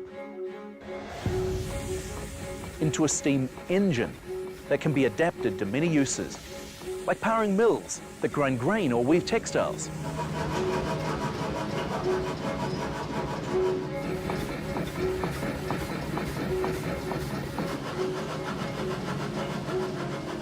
It's hard to overstate what an advance this was in using energy from the sun to power human work.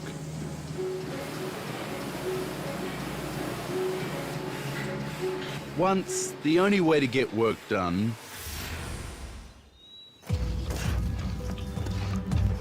was through human muscles. Then as now, our muscles access solar energy through photosynthesis. We ate plants, or animals that fed on plants.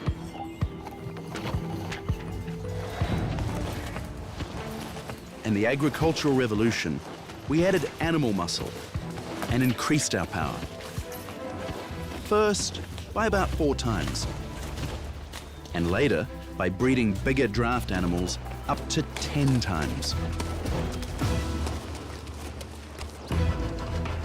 But steam power was the real game changer.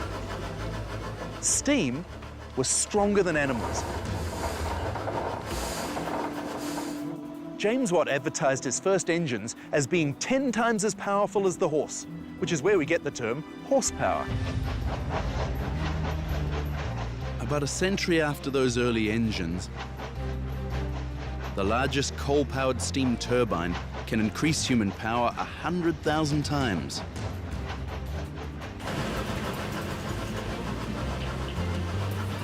In the 18th and 19th centuries, work, production, and energy use make the leap into a new age.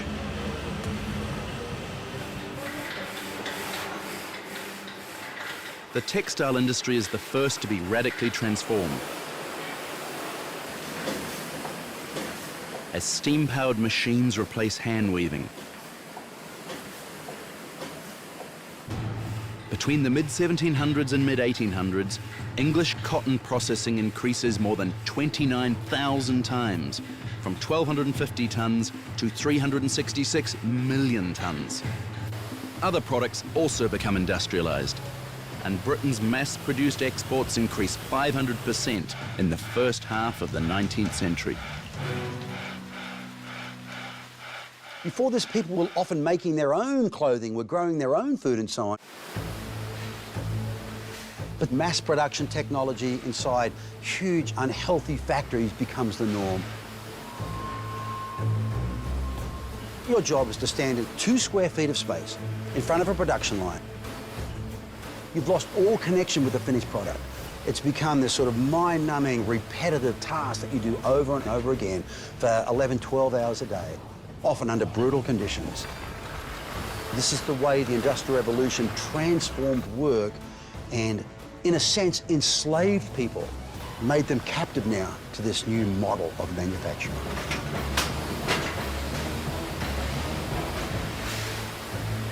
Replacing an old energy source, wood, with a new one, coal, has inadvertently unleashed a steam-powered revolution. From the perspective of deep time history, this is the harnessing of the physics of the universe to create a new way of powering our civilization. Triggering this pressure change takes the heat of a fire. And it turns out the Earth's ability to sustain fire may be a very rare gift indeed.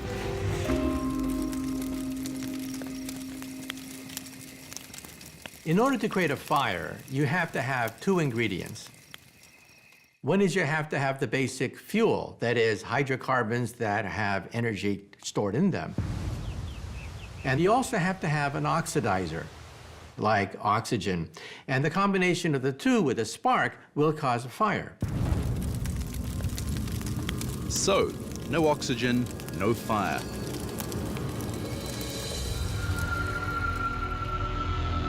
Look at Titan, a moon of Saturn with hundreds of square miles of methane lakes.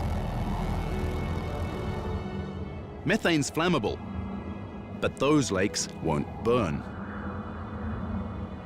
One, it's very cold, and second of all, there's no oxygen. We live on the only planet we know of where we can use fire to, among other things, unleash the power of steam. But steam power needs a strong material to keep it contained, and the forces of deep time have provided that material, an element that formed with our planet, part of the cosmic debris from a dead star. In fact, it's the debris that helped snuff out the star in the first place. When you wonder, where did the elements of the universe come from? You have to realize that they came from stars. Stars are like ovens. Nuclear-powered ovens that bake elements.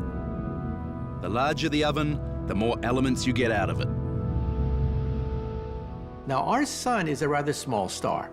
As a consequence, it is not hot enough to create the higher elements. Our sun can make helium and a few other light elements, but not much beyond that. A larger star, say 8 or 10 times the mass of the sun, can bake up a lot of elements like sulfur, chlorine, calcium and others. But the more it bakes, the more lighter elements fuse into heavier ones, and the more of its fuel the star uses up. The heavier an element is, the harder it is to cook. Finally, like a fire of coal or wood, the star uses up all its fuel. And what's left at the core of the star? The tremendous amount of iron. For a star of this size, iron is the limit. The star collapses, creating a final surge of energy. The oven explodes. It's an event known as a supernova. everything in it is scattered for millions of miles. Until gravity starts collecting it and the remains of other exploded stars together in a place like Earth, which is what happened 4.6 billion years ago. Iron was part of the early planet as it formed. Much of our iron sank to the center of the Earth. However, when the crust formed, the crust froze many of the elements in their position as they are today. So not all the iron settled to the center. And that, plus impacts from iron-rich asteroids early in our planet's history, is why 5% of the Earth's crust is made up of this one metal.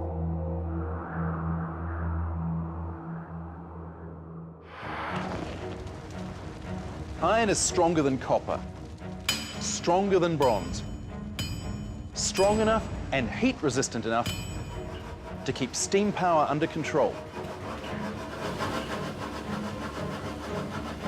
Steam power controlled by iron made coal so valuable, so essential, that faster ways had to be found to move these frozen packets of ancient solar energy from the mines to the factories. At first, horses were employed to drag carts of coal along rails, but that's not fast enough. So horses are switched out for steam engines. And the railroad is born.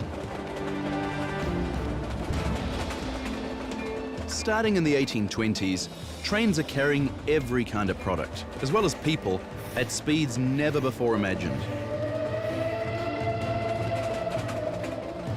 Consider this. In 2350 BC, Sargon of Akkad, history's first great conqueror, went to war at maybe 15 or 20 miles per hour. For 4,000 years, no one could go any faster. Not the Spanish conquistadors or any king or soldier. But by the late 1800s, many passenger trains are hurtling ahead at up to 100 miles per hour. Trains annihilate time and distance, so that economic centres hundreds of miles apart are only hours or days away. The age of discovery connected the world. The Industrial Revolution speeds up those connections and forges new ones.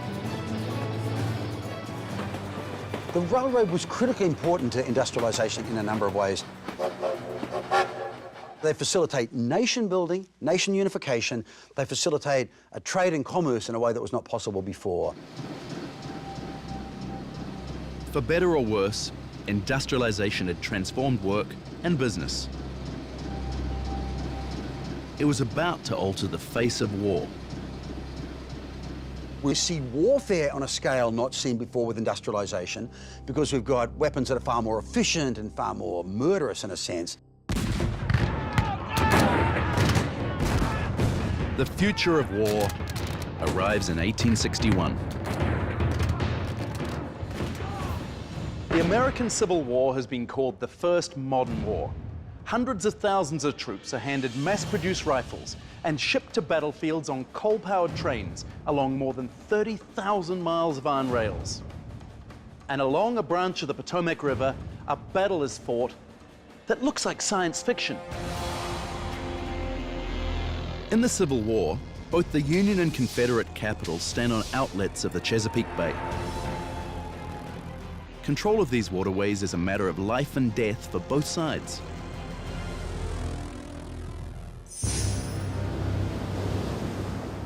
In 1862, the Confederate Navy salvages a sunken Union steamship, the Merrimac, and armors it from stem to stern with iron plates. She's one of only a handful of ironclad ships in the world. Coal powers the ironclad into battle.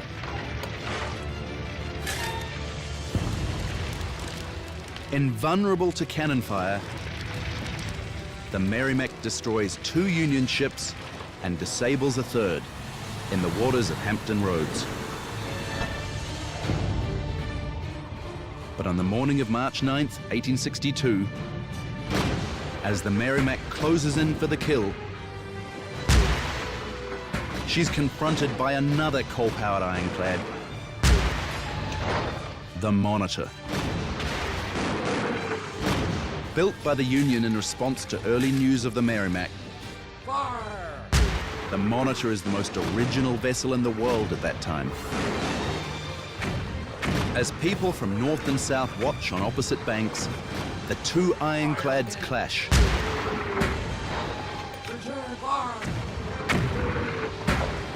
After 4 hours, the Merrimack is driven off. It's a strategic victory for the Union. But that isn't what makes the world sit up and pay attention. This is. 1 ironclad defeats 3 wooden warships in quick succession. But when 2 ironclads fight it out for 4 hours, there isn't a single fatality on either side. The world understood that the wooden warship, after 3,000 years, was suddenly yesterday's news. No more floating forests. Iron and steel will rule the waves. And with metal navies, the industrialized nations conquer the world. In the age of discovery, Europeans conquered overseas countries for gold and silver. With the Industrial Revolution, there's even more incentive to colonize. In the 19th century, one of the reasons Belgium colonizes the Congo is for its coal, and France conquers Algeria in part for its iron. There's no doubt that one of the great motivators of the age of imperialism, if we can call it that, is to acquire resources all around the world, and also to acquire captive markets to sell their manufactured products back to. While the Industrial Revolution spurs wars of conquest around the globe, the second part of that revolution is about to begin on a country road in the United States.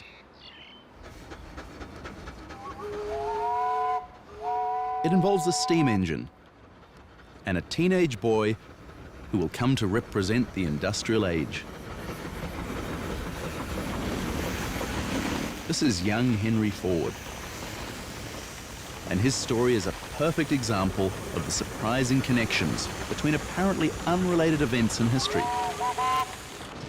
Because he wouldn't be here in Michigan in 1876 if not for something that happened 300 years earlier in the mountains of Peru.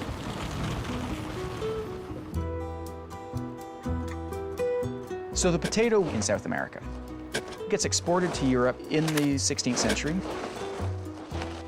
It's a good entry-level crop for poor farmers, which is why it gets established so effectively in Ireland.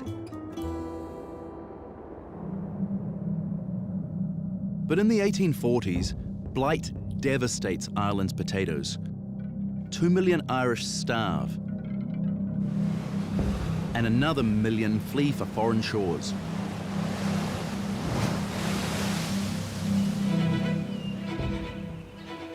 One poor Irish farmer, William Ford, ends up in Dearborn, Michigan, where in 1876, his 13-year-old son Henry first sees a steam engine moving on its own iron wheels. Henry Ford is inspired to someday build a moving machine of his own. But as Ford grows up, he realizes that his machine won't run on coal. Coal was beginning to seem old-fashioned and inefficient. Despite coal-powered steam engines being central to the Industrial Revolution, at least 80% of their energy was wasted. In coal-driven steam trains, as little as 5% of the power goes to the wheels.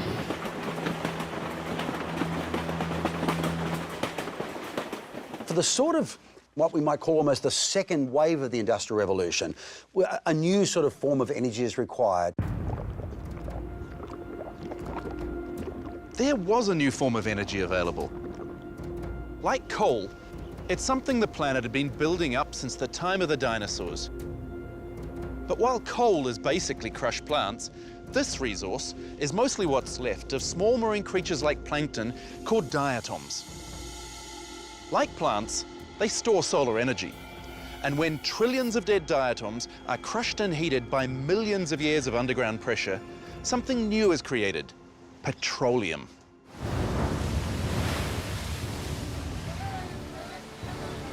And starting in the mid-1800s, a byproduct of petroleum, oil, gives the Industrial Revolution the energy boost it needs. Just as coal is more densely packed with energy than wood, so petroleum is more densely packed than coal. In fact, it has around 50% more energy per pound.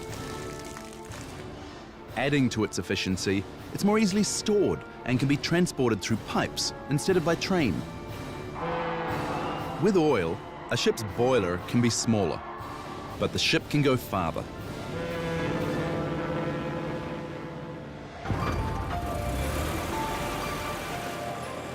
And the oil product gasoline is the essential ingredient for a European invention that spreads around the world: the internal combustion engine. It takes 90 tons of crushed diatoms and other fossils to make 1 gallon of gasoline. Ford doesn't invent the internal combustion engine or the automobile. But his gasoline-powered cars will dominate the early 20th century and put an end to humanity's 3,000-year dependence on the horse for personal mobility. But the automobile would be almost useless without another material. Another vital resource for the Industrial Revolution was the development of rubber.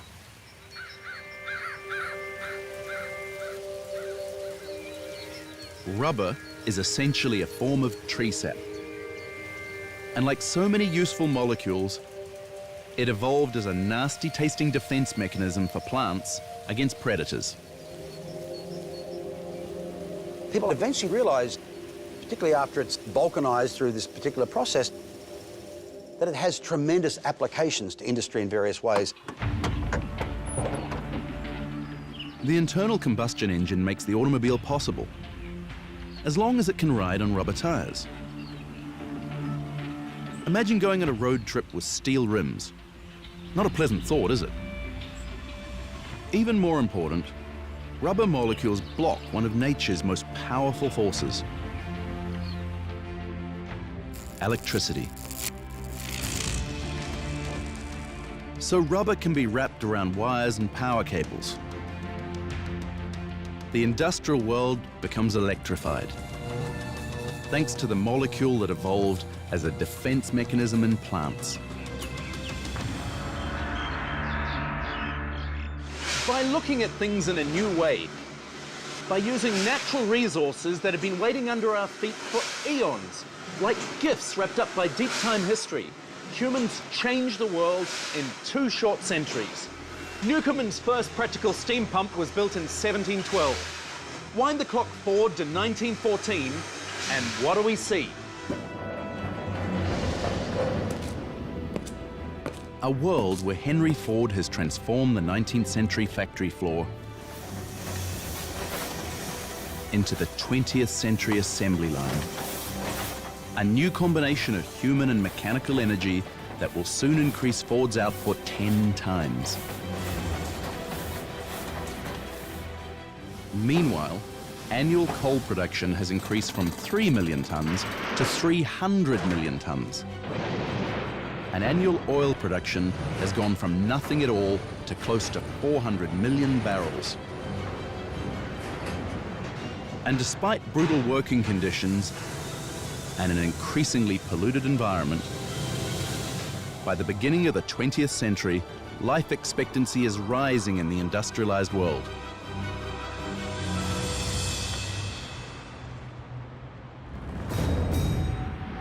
The population of Europe tripled since the dawn of the Industrial Revolution. But this industrialized Europe is lurching towards a war, the likes of which the planet has never seen. A war that hinges on another product of the deep past.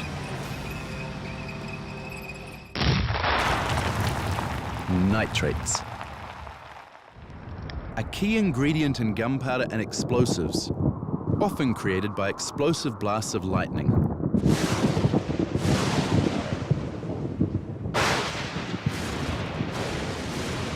Electrical discharges 5 times hotter than the surface of the sun.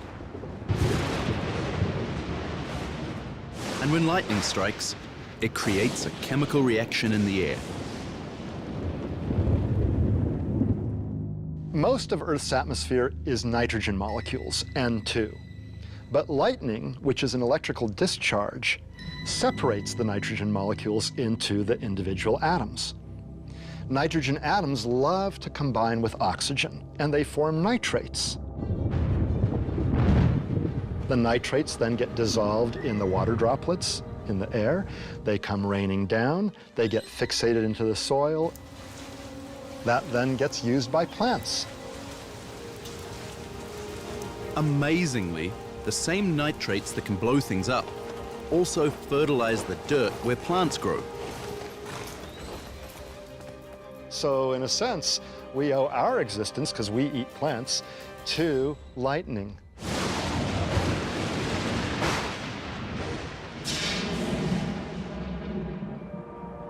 In the early 20th century, industrial nations seeking fertilizers and explosives looked to distant deserts, where ancient storms have left huge amounts of nitrate-rich deposits. Leaving behind this, caliche, the mineral with the planet's highest natural concentration of nitrates. In 1914, at the outbreak of World War I, Germany's explosives industry depends on caliche from the Atacama Desert in Chile. The British Navy moves swiftly to blockade Chile, cutting off Germany's supplies. But Germany has an industrial-age solution. The Kaiser's army turns to science and a patriotic chemist named Fritz Haber, one of the most important individuals of the 20th century. Haber had recently done something really extraordinary. He found a way to use nitrogen in the air and ammonia to create artificial nitrates, the basis for a century of synthetic fertilizers that revolutionized agriculture. Applying industrial technology, including industrial fertilizers and so on, to increasing food productivity around the world to try and bring an end to poverty, or at least alleviate that somewhat. Haber's goal is to feed the world. But the German High Command knows that his artificial nitrates can be used to kill people. Without artificial gunpowder, Germany might have had to surrender within months. Thanks to Haber, the war can go on for 4 years. This isn't Haber's only contribution to the war effort. He also uses his skills as a chemist to develop the defining weapon of the First World War.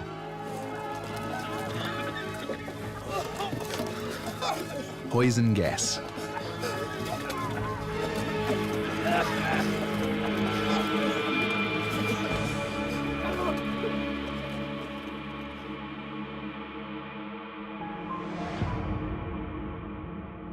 Haber sees no difference between killing with gas and killing with explosives.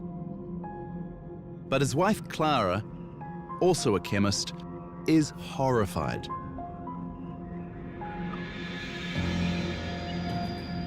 Three weeks after the first use of poison gas in war, Clara Haber takes her own life.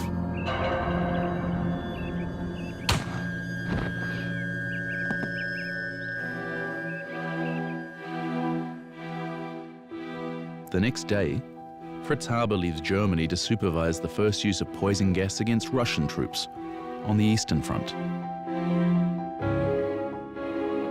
World War I becomes famous as the Poison Gas War.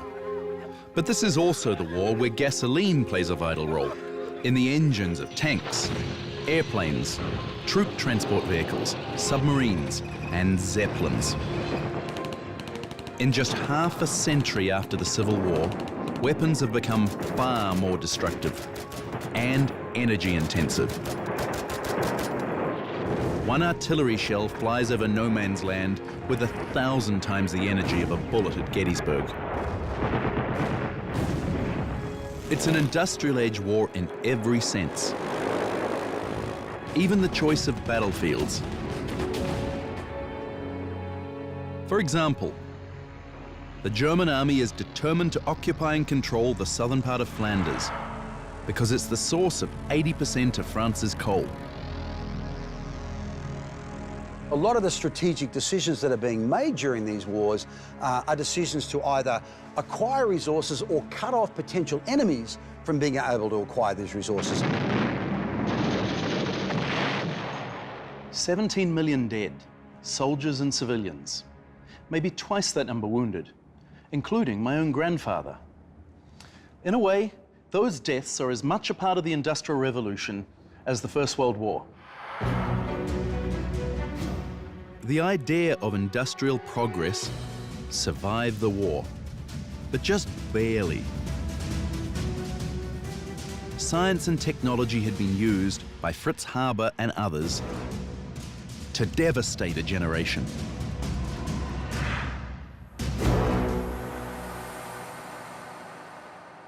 Soon, industrialized warfare would reach frightening new heights in the Second World War. Planes and tanks rolled off assembly lines in staggering numbers. There were new technologies from radar to rockets. Both sides used Ford's industrial practices to make weapons production as efficient as possible. Both sides use Haber's artificial nitrogen to make explosives. And another raw material created by deep time is turned into the ultimate weapon of war.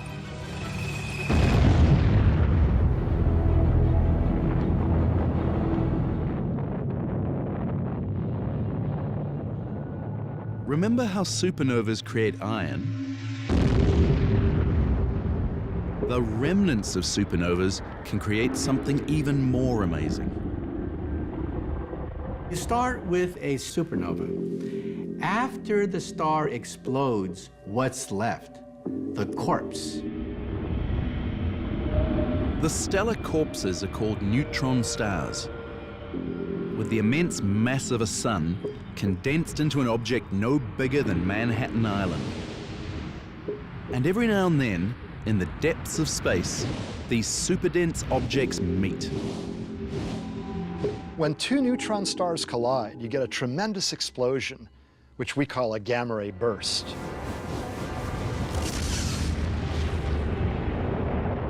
And in this explosion, very heavy elements like uranium can be produced by nuclear reactions.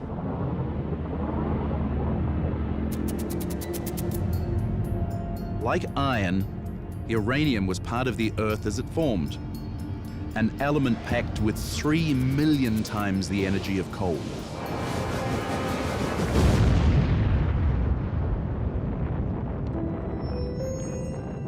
President Truman called the weaponization of atomic energy a harnessing of the basic power of the universe.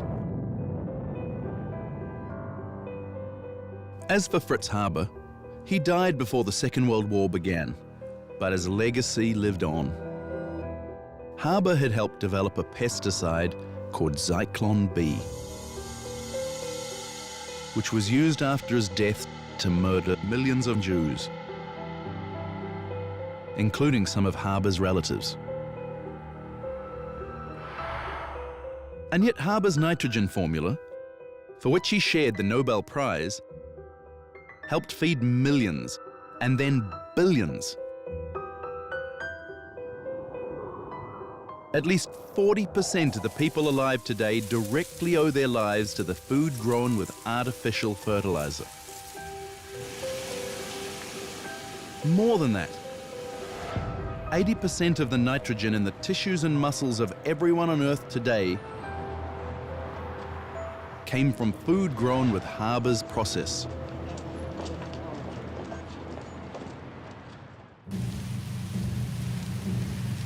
Haber's name isn't as well known as Henry Ford's, but his influence on humanity has been at least as great, for good and ill.